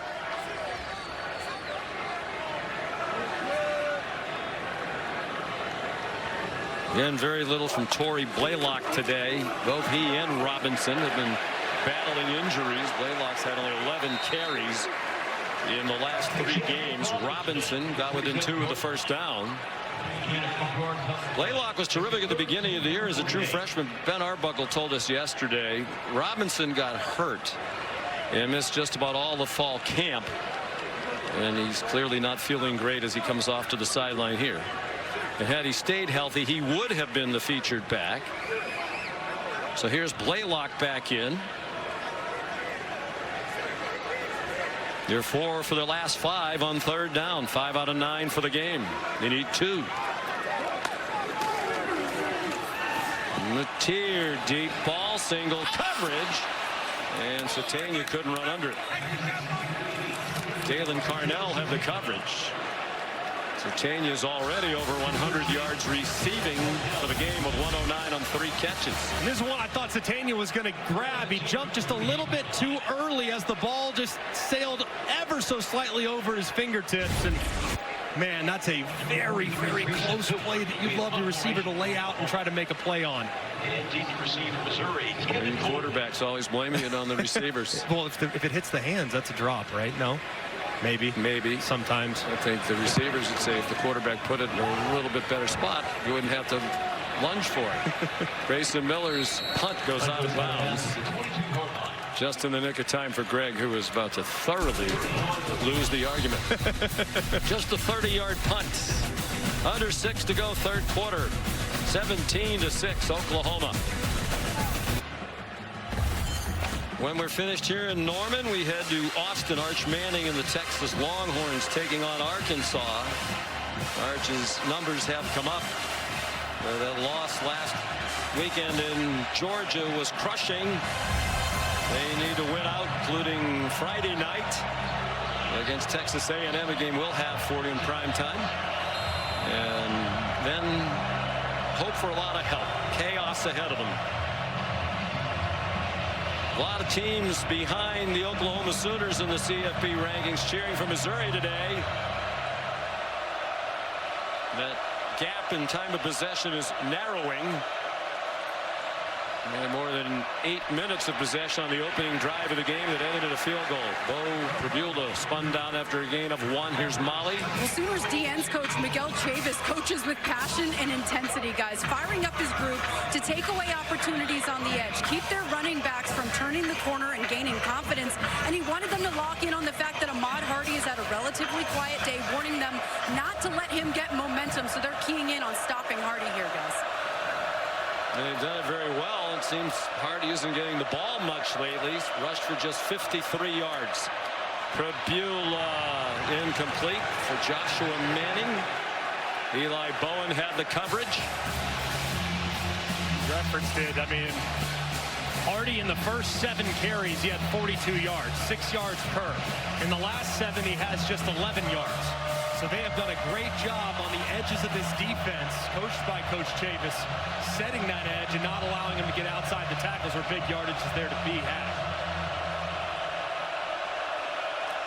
They're 0 for their last 8 on third down.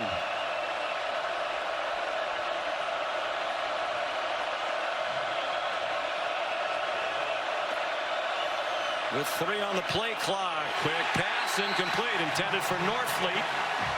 And Brent couldn't hang on. Brent was hit by Robert Spears Jennings. Players rave about Miguel Chavis. We talked to Taylor Wine, who's a much improved player. He gives a lot of the credit to Coach Chavis, and he also said he is a great role model off the field. Chavis played at Clemson. It's about a lot more than coaching football here. Yeah. There's a lot of life lessons. And it's Venables who sets the tone. He grew up in awful circumstances. It's made him a very empathetic head coach. Satania makes the fair catch of a very short punt, just 30 yards from Wesselman. Venables, 54 years old. Grew up in Salina, Kansas. His dad left he and his family when he was basically an infant. And he endured a very rocky childhood. 4 stepdads, many of them abusive and alcoholic, and wound up at K-State as a walk-on. Very proud of his mom. She persevered, and later in life put herself through college to get a nursing degree. And he is a remarkable study in perseverance. Mateer, his quarterback, rolls and almost intercepted.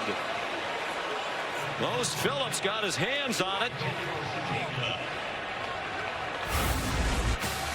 Looked like Phillips almost timed that jump perfectly to go up and snag it. And very fortunate that he wasn't able to for Mateer, who rolled the dice there and almost failed.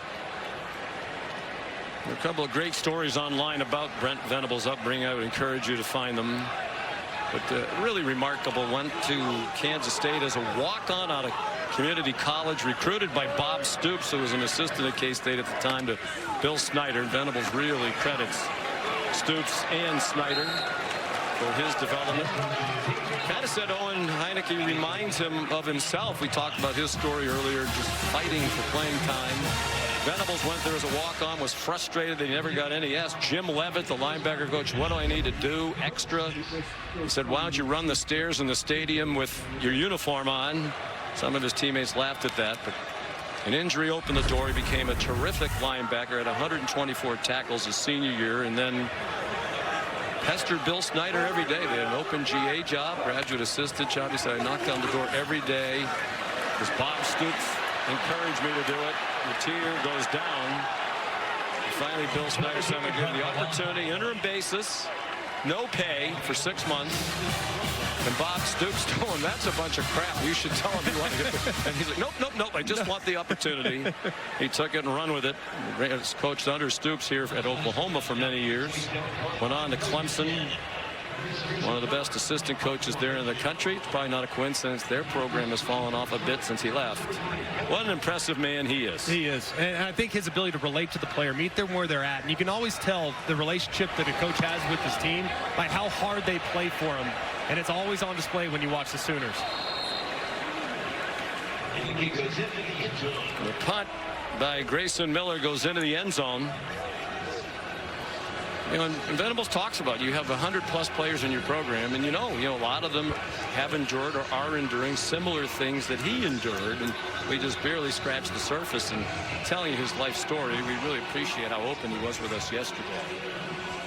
But there's an intensity and there's a drive that comes from his past. Yeah, and it's on display. I mean, there's something about leaving it all out there, taking your chance, shooting your shot, and he does it all the time. It's remarkable, and it made us understand him so much more, how he doesn't take 1 second for granted that he's the head coach at Oklahoma. And man alive, did the players respond to his energy. Players love him. Man after man talks about how he sets the tone. Ahmad Hardy runs for 4. So he said when it was 3-0 Missouri, it felt like Oklahoma was fortunate to be that close. Now it kind of feels like Missouri's fortunate they're down by 11, and it's getting to the time where they need to do something on offense. They cannot get the leading rusher in the country going. Already bounced off the hit of Heineke, turned it into a gain to the 25. One thing you haven't seen from Missouri in the last few drives is that naked bootleg. They've really done a great job of, in the secondary from Oklahoma, coming up and stopping the run. At some point, they need to fool them and get that bootleg out the backside.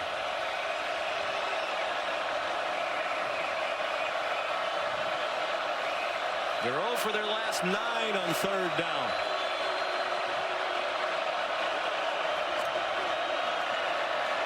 Tribula with room. That's deflected and almost intercepted.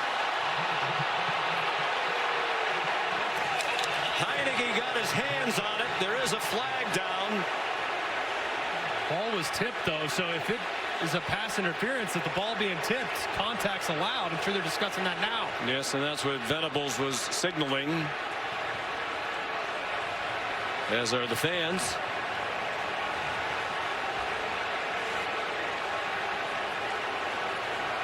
The big hit. It was a big hit, though, on the intended receiver, and they could be talking about all sorts of things.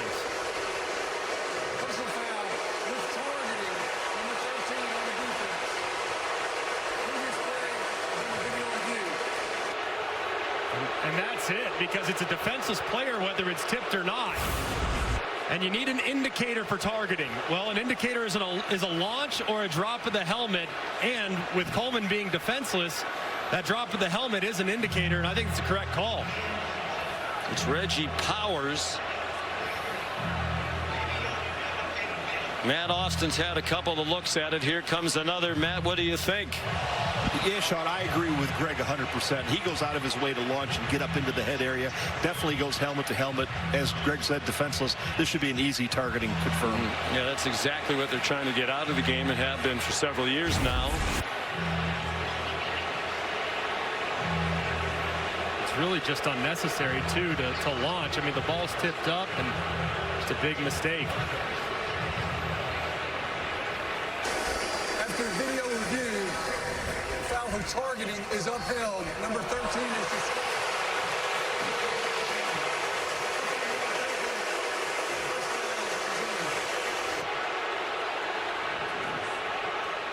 That's now a couple first downs given to the Missouri offense by way of 15-yard penalties on Oklahoma. It's a huge mistake. It's a good call. Crowd's going crazy, but they're seeing it through crimson-colored glasses or don't understand the rules.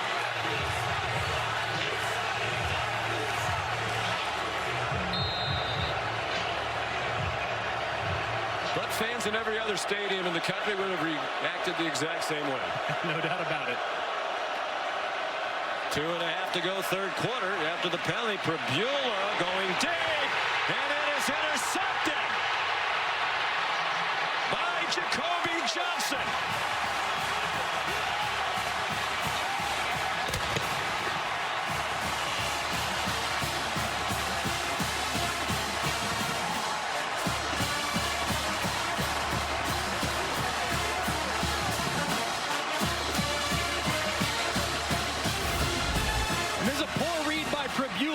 As the receiver is motioning across, there's nobody to hold the flat, so you just see the defender dropping out underneath it the whole way. There's nothing keeping him down there underneath. He's able to play the over route from the very beginning and go up and make a play on the ball. Just a really poor read from Pribula trying to force one there.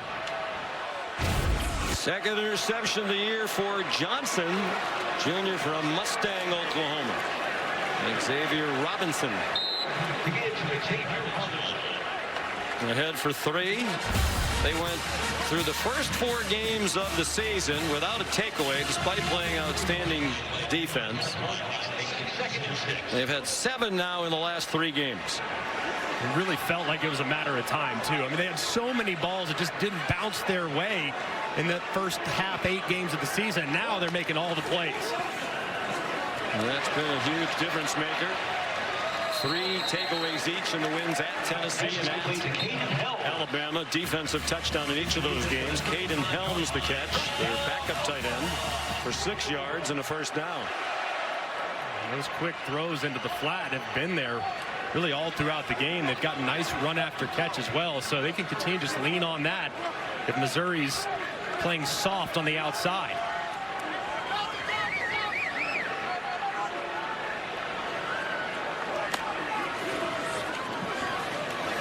Matier to the 38-yard line. If you're Oklahoma, is it too early to start taking a little more time snapping the ball? I think you can take your time. They have played pretty well with the tempo stuff, but with how Missouri is now having to stop the run and they're starting to get that going, you see the line of scrimmage getting reestablished a little bit more consistently in favor of Oklahoma. I kind of slow it down and lean on your big physical run game.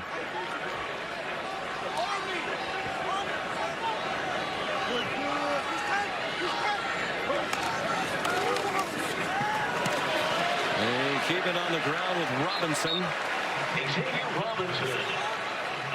Hasn't been a prolific rushing day again today for Oklahoma. Just 51 yards on the ground. That one got 6. Put it in the 3rd down and short. A long one for Ben Arbuckle. You can expect them to continue to lean on the ground. I expect tight coverage, man coverage on the outside. Quarterback run would be something I'm looking at here, especially to the left-hand side with only a couple Missouri defenders. We don't have to snap it again in this quarter. And they're not going to.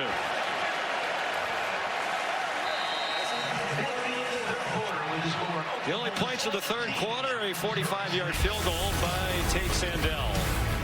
On to the 4th we go. Oklahoma leading 17-6 over Missouri. Our presentation of college football on ABC returns after this message and a word from our ABC stations.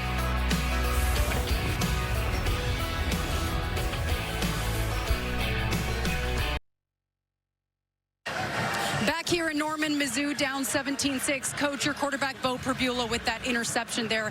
How does your offense respond in this fourth quarter? Yeah, we're going to have to pick up the tempo, throw the football, make some third down conversions. Defense needs to get a big stop right here. Thank you, Coach. MIC. Pribula hoping that defense can get that stop on a 3rd down and 1 for Oklahoma from its own 44, leading 17-6. Missouri had only 2 first downs in the 3rd quarter. And they get the stop. Robinson driven back. He actually lost a yard. Marquise Gracial at the bottom of the pile. And now Brent Venables will punt. Don't want to give the Tigers the short field. And there's a great job by Gracial right in the middle. Engaged with Michaela, the center. Forces his way through and stops the ball carrier behind the line of scrimmage. Homegrown player from St. Louis, Missouri. So a big stop. There's Grayson Miller to punt for the 6th time.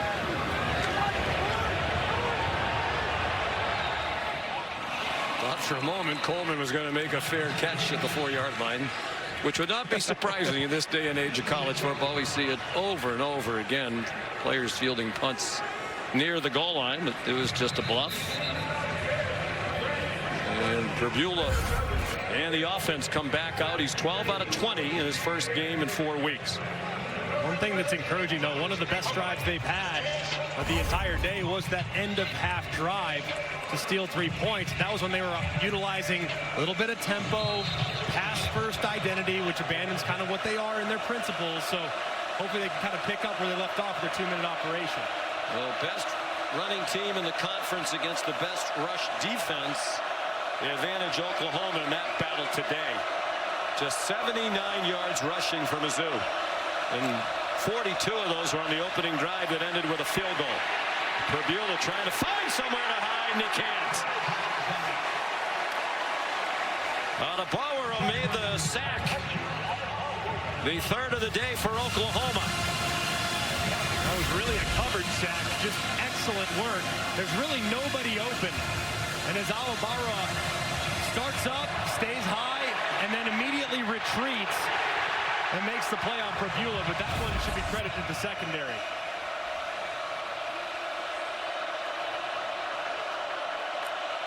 Ahmad Hardy is in. He's not been much of a factor today. Averaging 3.6 per carry. Pribula throws, and it's broken up right at the 30-yard line. Kendall Daniels knocked it away from Kevin Coleman. Ball thrown just a little bit behind Coleman, and that's what allowed Daniels to get that long left arm in to break up the pass. Another just slight miss from Pribula, who's showing a little rust.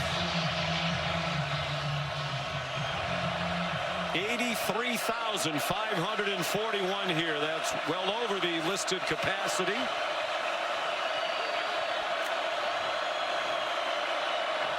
By about 3,000 folks. Oh, for their last 9 on 3rd down. They have a long yardage all day. And that one is taken down back at the 11 by Taylor Wine. 4 sacks. 2 in the last 3 plays. Wine will get credit, but it's really Halton who slides inside that kind of blows up the pocket. He slides inside, forces Pribula out to his left, where Wine's able to clean it up.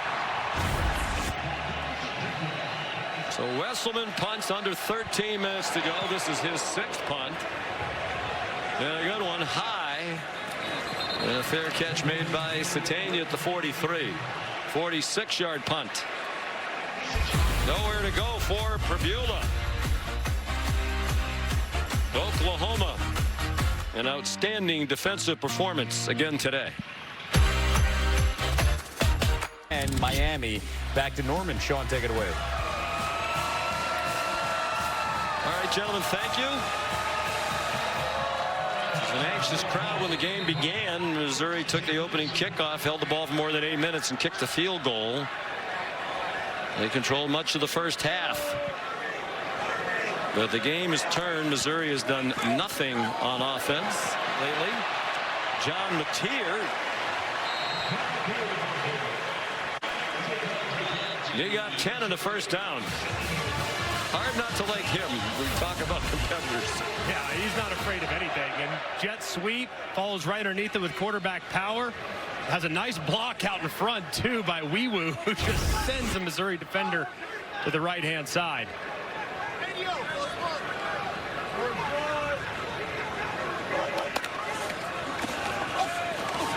Matier steps up.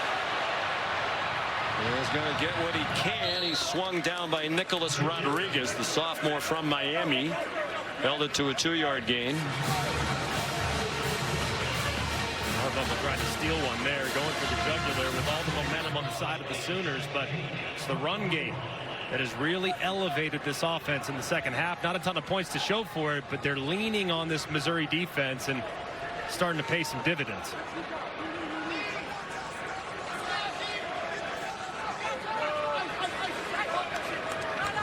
Catania in motion. And his third 100-yard receiving game of the season. Matier's pass a little behind Deion Burks.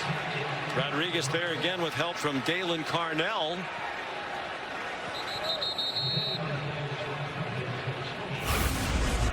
Really big collision on the ball that was thrown behind Burks, and good clean hit too from Rodriguez. And here with your outstanding field goal kicker, I mean, you're thinking, all right, I got to get 6 or 7 to give us a chance to either kick it or go for it on 4th down. Don't have to get it all.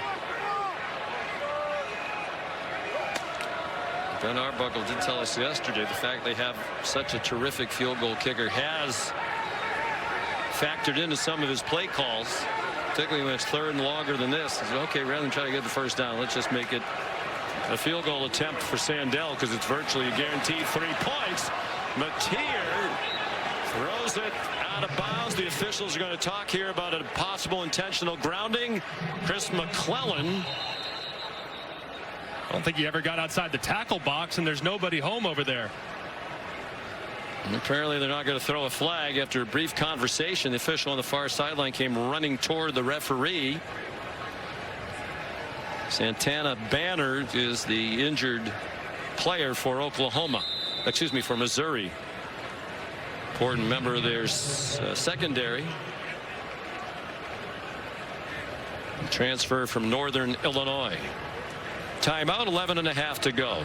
An 11-point lead for the Sooners.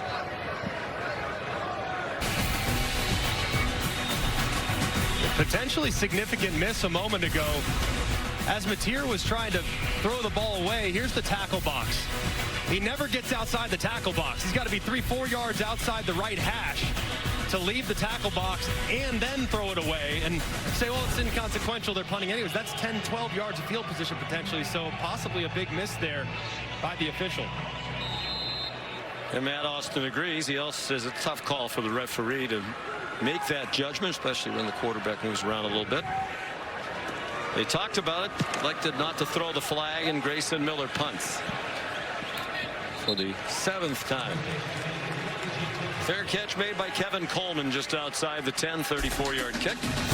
Tuesday, the exclusive reveal of the next college football playoff top 25 rankings. Reese, Greg, and the nameless guys will break down and react to the 12-team field plus a live interview. Do you want to mention who the guys are? Or does it change week to week? No, actually, this week, I'm not with them. It's going to be Booger McFarland, Joey Galloway, and Dusty Dvorak will do a fantastic job. Okay. This upcoming so you're Tuesday. getting credit even when you're not there. Yes. The chairman will be there, Hunter Yurachek. That's 7 p.m. on ESPN and the all-new ESPN app.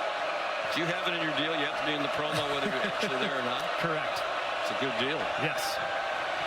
Here's Prabula. Tucks down with a 1-yard gain.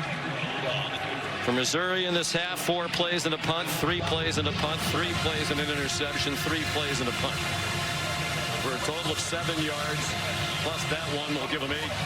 Have any chance of climbing back, the protection needs to be better than it's been so far. Both first downs have come on penalties. That one looked like it slipped out of Prabula's hand. The general direction of Joshua Manning. That definitely slipped down because that ball looked like it was airmailed, as you can see right here as he's releasing it. just comes out very strange off the right-hand side. It looked like the rotation's supposed to come off your index finger. That one came off the middle finger. As a result, just a bit outside.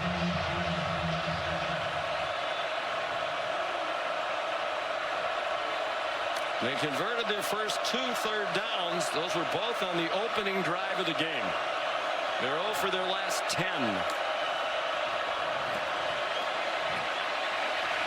Prabula had to get it off to Tavares Jones, and he's upended by Kendall Daniels. The transfer from Oklahoma State on both sides of Bedlam. Got to feel a little bit for Bo Prabula. He's getting talked to now by his quarterback coach on the far side. And look, he's battling right now against one of the best defenses in America. And this young man just returned to practice off a dislocated ankle less than a month ago. So great admiration for him, but you could tell, man, there's a little bit of rust with the passing attack. Well, they haven't been able to run the ball. That has set up their passing attack. 7th punt for Wesselman. I think they might be a little leg weary, but that was a good punt. 51 yards. Well, here's a look at the college football rankings that were unveiled this past Tuesday night, brought to us by Verbo. Ohio State still number 1, Indiana 2.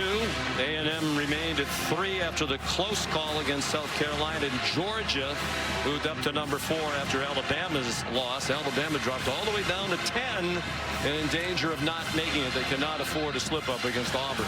Yeah, that very interesting rankings this past week. It was a surprise to me to see Alabama fall that far. I thought they'd be in front of Notre Dame. Notre Dame's been outstanding all season long, but Alabama, it felt like some recency after the loss last week to Oklahoma. Deion Burks yanked down for a loss. Alabama's 4 wins against ranked teams that were ranked at the top time of the meeting. Oklahoma also has 4, and that's tied for the National League. This would be Oklahoma's 5th win against the team that was ranked when they played them. Amazing. And I think 7 games against ranked teams is just remarkable. And the team you play next week, they were at one point ranked number 3 in the country. LSU. And like Missouri, they're talented enough to knock off the Sooners if they don't take care of business. Mateer over the middle for Burks, and broken up by Dalen Carnell, graduate student from Indianapolis, a 3-year starter. Just a little surprised that Ben Arbuckle right now is continuing to throw the football, because Mateer's thrown 7 picks this year. I mean, it's not like he's been perfect from a decision-making standpoint, yet it's a 2-score game. Your defense is pitching a shutout. Just surprised they're being aggressive by putting in the air when the run game's been okay for him at times in the second half.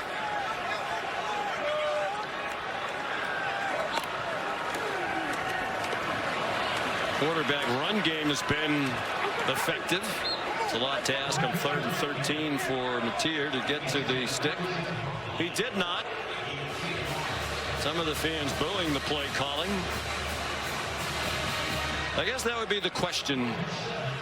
The offense has fallen off. Should Oklahoma make it to the playoff? Are they good enough on offense? They're terrific on defense. They're incredible on defense. And you can always win with defense, but they got to find a way to create big plays. And right now, those big plays have been absent. And if you look at the numbers for Mateer on throws that travel 10+ yards downfield, 15+ yards downfield, very, very underwhelming. So you got to get that resolved because they have great juice at wide receiver. Well, with plenty of practice, these punters are now booming the ball back and forth like a ping pong match of punts. That one's 52 yards for Grayson Miller. Defense prevailing, 8.5 away from another victory for Brent Venables if they can hang on to an 11-point lead.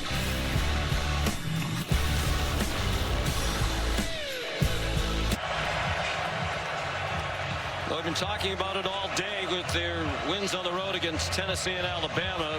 Oklahoma put itself in position to win out and make the college football playoff. They win today, beat LSU here next week. 98% chance. I can't imagine what would have to happen in the 2% for them not to make it. They're already 8th. This will be their 5th win against a ranked opponent. The committee's also said they're factoring that they had a couple of losses when Mateer had just come back from thumb surgery. Ahmad Hardy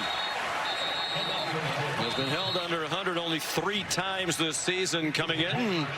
This is about to be 4 unless he can break one. 1 yard loss there. 57 yards rushing on 17 carries.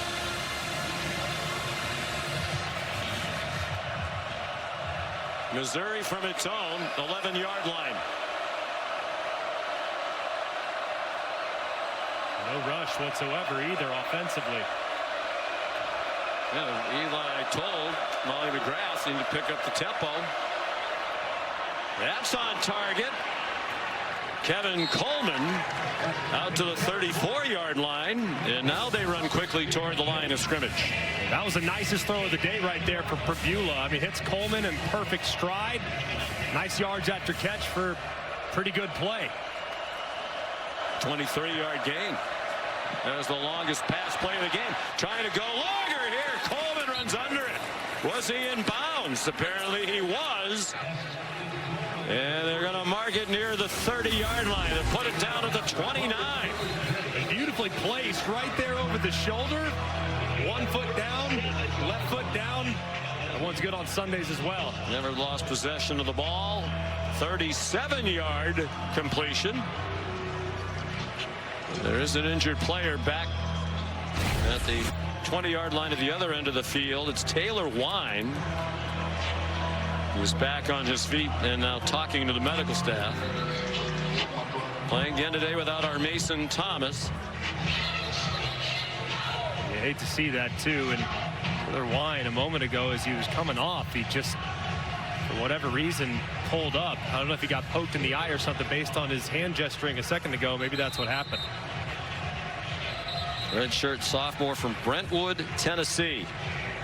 Was the SEC Defensive Player of the Week last week. He had the blocked field goal at the end of the half at Alabama. Then had a huge strip sack of Ty Simpson. Our Mason Thomas out of action again today with a leg injury. Did not play at Alabama last week either. Still looks like he's walking with a bit of a limp. So Missouri's moved very quickly.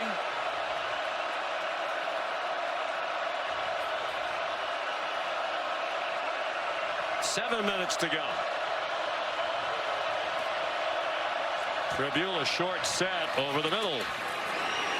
3 straight for Kevin Coleman, the transfer from Mississippi State. A 5-yard gain there.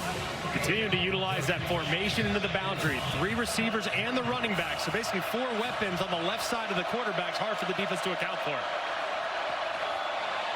It goes to the pylon, incomplete. Intended for Olubade. Baden Bowe and Jacoby Johnson, double coverage on the freshman. They think he's going to be a star. Kirby Moore was talking yesterday about what a great job as a young player Olubade does catching the ball in his hands. His long arms extends them away from his body and is great at catching the ball in his hands. Especially against a team in Oklahoma that loves to utilize man coverage here on 3rd down. Coleman's the go-to guy against man. I'd anticipate Oklahoma doubling him. 3rd down and 5. They rush 4. Pribula took the check down out wide for Roberts. So here's another 4th down.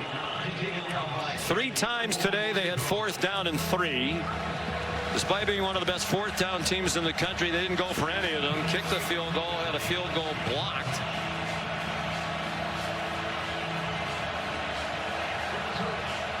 Didn't make it the 3rd time either, but now they have to go for this 4th down and 2. I anticipate run here from Missouri's offense. Sideline warning against Oklahoma's bench.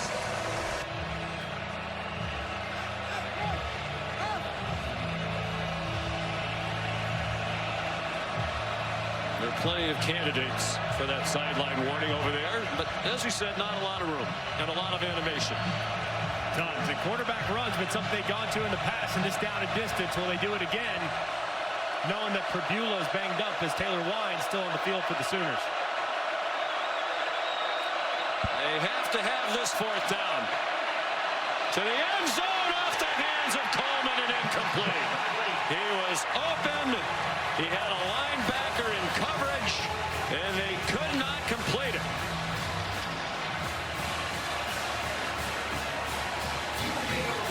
And man, what a missed opportunity for the Sooners. Ball's thrown just ever so slightly upfield, and Coleman can't quite adjust over the top enough to reel it in. Love in a perfect world for that ball to be thrown nice and lofted to the back left pylon.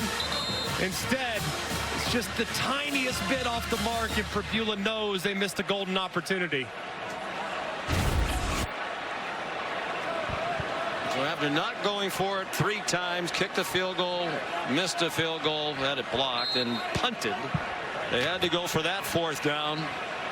4th and 2 was there for a touchdown. Throw a little bit high, but Coleman, who was tremendous on the drive, couldn't snag it. And Oklahoma will likely play offense like they're trying to kill the clock. Mateer across the line of scrimmage, and that's about it. Under 5.5 to go. And more of the same here today for Missouri. They're 7-0 against unranked teams, 0-3 against ranked teams. Just a game of misses, too. I mean, they've had a couple missed opportunities, and Oklahoma's made the massive plays that can turn the game on its head.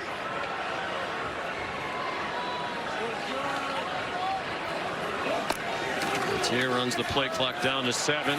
Xavier Robinson tackled by Rodriguez, who's had a nice second half. Missouri started the year 5-0. All those games at home. They played the first 6 games of the year at home for the first time in school history. Lost a heartbreaker to Alabama by 3, 27-24. Then went to Auburn, won a close game in overtime.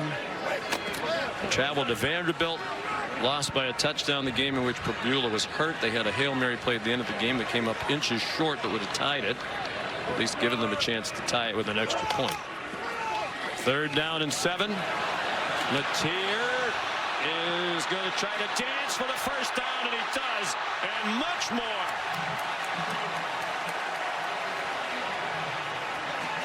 14-yard run. That's been their best offense here in the second half. John Mateer either design runs or making something happen when his number wasn't called. Yeah, and it's a great job, too, by his running back, Robinson, who gets just enough of Darius Smith, who's on the quarterback spy. He sets a bit of a pick. Mateer's able to cut back inside, make one guy miss, and then he has enough and gives himself up smartly and avoids the contact.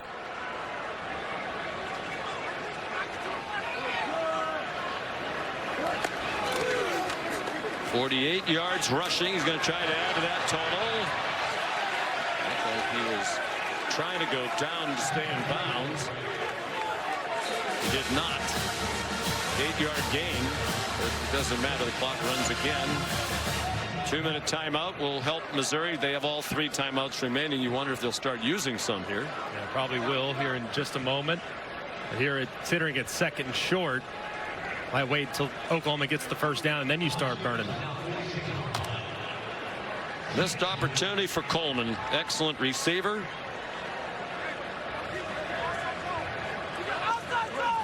The pistol now with under 3 minutes to go. Robinson gets the first down. Before his forward progress was stopped. Josiah Trotter with help from Santana Banner. 3-yard gain, and reality setting in for Pribula and the Tigers. And you got to tip your cap to that young man. I mean, I know it hasn't been perfect. There have been some misses. There have been some close calls, but to be back on the field competing as quickly as he has, knowing he's just practiced for a few days, it says an awful lot about that young man's competitiveness.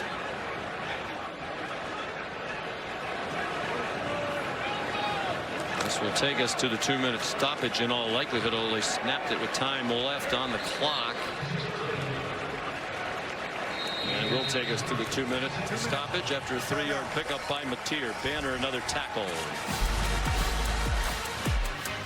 Missouri running out of time. Oklahoma trying to take another step toward the college football playoff. They're up 17-6.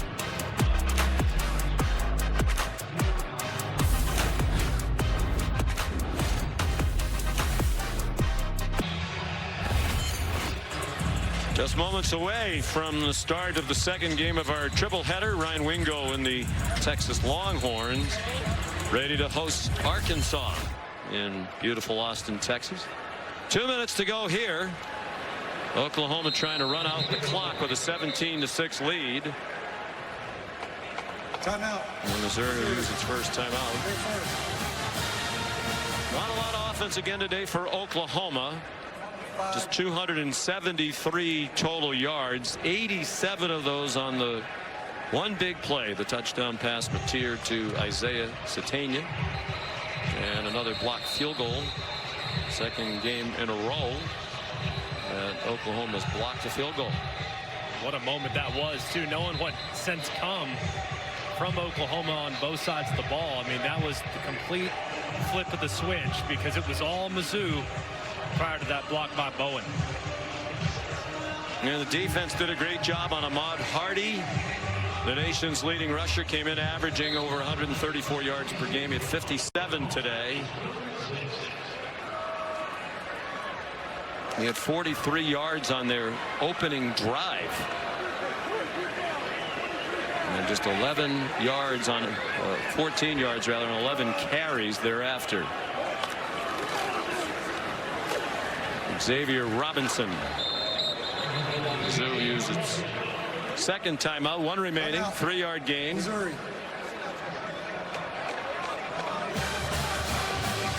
Not a great day for Hardy. I think he and Jeremiah Love of Notre Dame are the two leading candidates for the Doak Walker Award, voting this weekend to reduce the 10 semifinalists down to 3 finalists. I think both those guys are incredible. I mean, I've loved watching Hardy, and while today wouldn't necessarily showcase his greatness, I mean, there were so many examples throughout the season where he's just been ridiculous, especially yards after contact. That's usually the number I look at the most, because that's what the back's doing on his own. And my goodness, there are few better in the country than Ahmad Hardy, but Jeremiah Love, man, he's insanely special. So either one of those two guys would be a worthy recipient. Grayson Miller to punt. With the sun coming out. Trying to put the exclamation point on what is likely a Sooner win. This is his 9th punt, tying a career high. Fair catch made by Coleman. I think Brent Venables, I mean, you always celebrate a win, but I think it's more the same angst for he and Sooner Nation as well. I mean, the offense is going to have fewer than 300 yards again today. It's a very good Missouri defense. Give them their due. They've been one of the best defenses in the country all year. Very stingy group, but at some point they're going to have to be able to manufacture more on the offensive side. If the goal is a national championship or advancing deep in the playoff, you've got to be able to score 30 if the opportunity is there, and that's against great defense that you'll see in the postseason. Tribula takes the check down to Norfleet, and it's broken up. Incomplete pass. Hard hit by Kip Lewis, who's a hard hitter. You know, we've done a lot of Oklahoma games now this year. There's a lot of focus on John Mateer. His throwing, is his thumb better? Is he velocity on the ball? They're not putting up the same kind of numbers they put up at the beginning of the year before he got hurt. But as we do all these games, when do you see receivers running open? Every now and then Satania does, or he has run after the catch, but nobody else. It's not like, wow, they have guys running free all over the place and they're just not hitting the passes.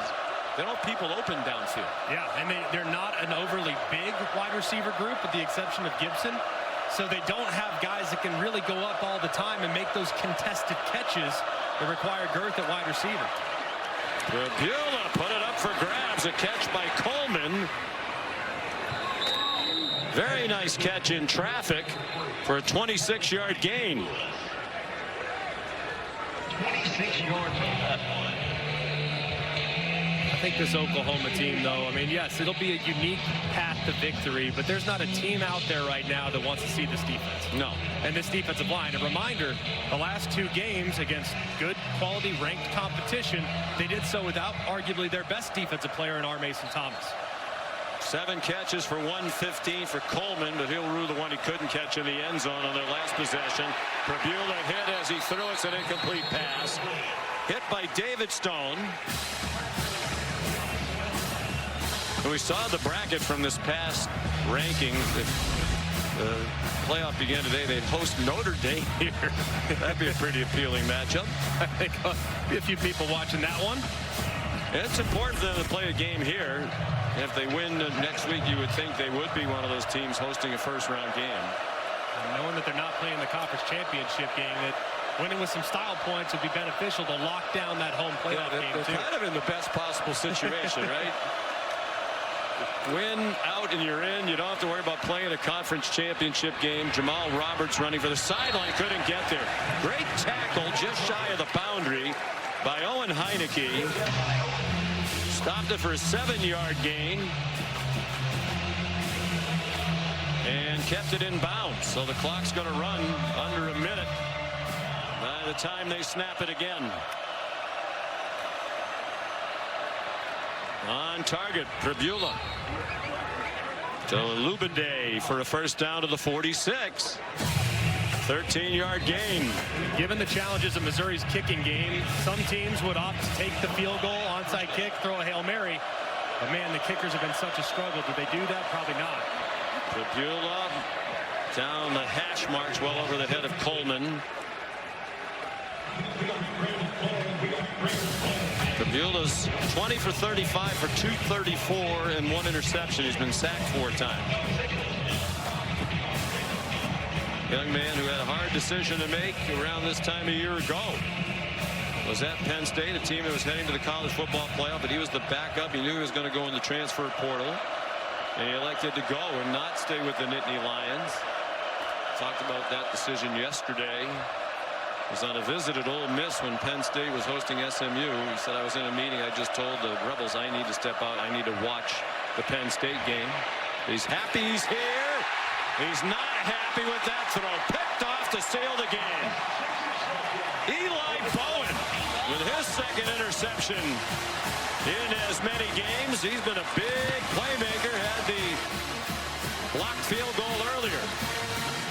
Been a big couple of weeks for the Bowen family. Marvin Jones Jr. applied the heat. Now they'll have to take a knee. Go to 9-2. Try to take care of business against LSU next weekend. And Oklahoma will be back in the college football playoff for the first time since it went to a 12-team field. That was last year. And better days ahead for Prabula. He does have another year of eligibility left. They have 1 game remaining at Arkansas.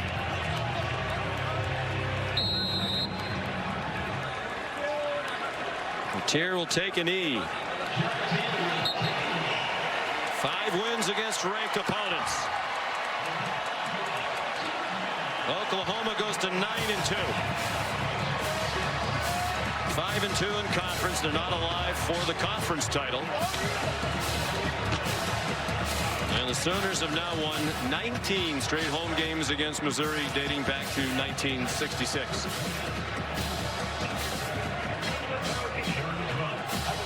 And Coleman ponders that drop pass that would have made it interesting over the final couple of minutes.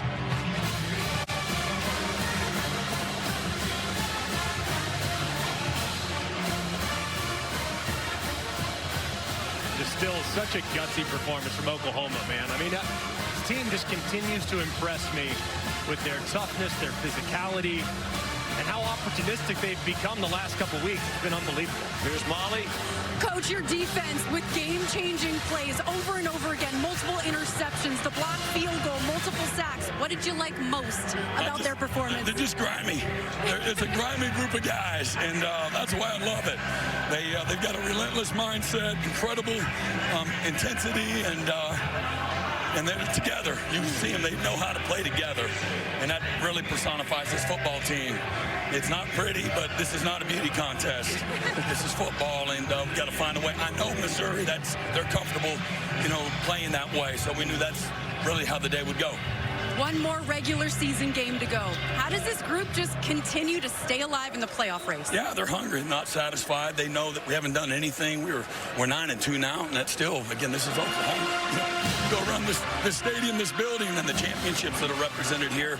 27 seasons of 11-plus wins. So incredibly high standards and expectations, and our guys want some of that. They want to be one of the people at the table. Congrats on the win, Coach. I appreciate it. Thank you. Sean. All right, Molly, thank you. Oklahoma winner. Final score, 17-6 over Missouri. For Molly McGrath, Greg McElroy, our great crew led by Brian Ryder and Jeff Evers. And our crew delighted to welcome back our legendary spotter, Zach Rapatrizzo. So long from Norman. Let's send you back to the studio.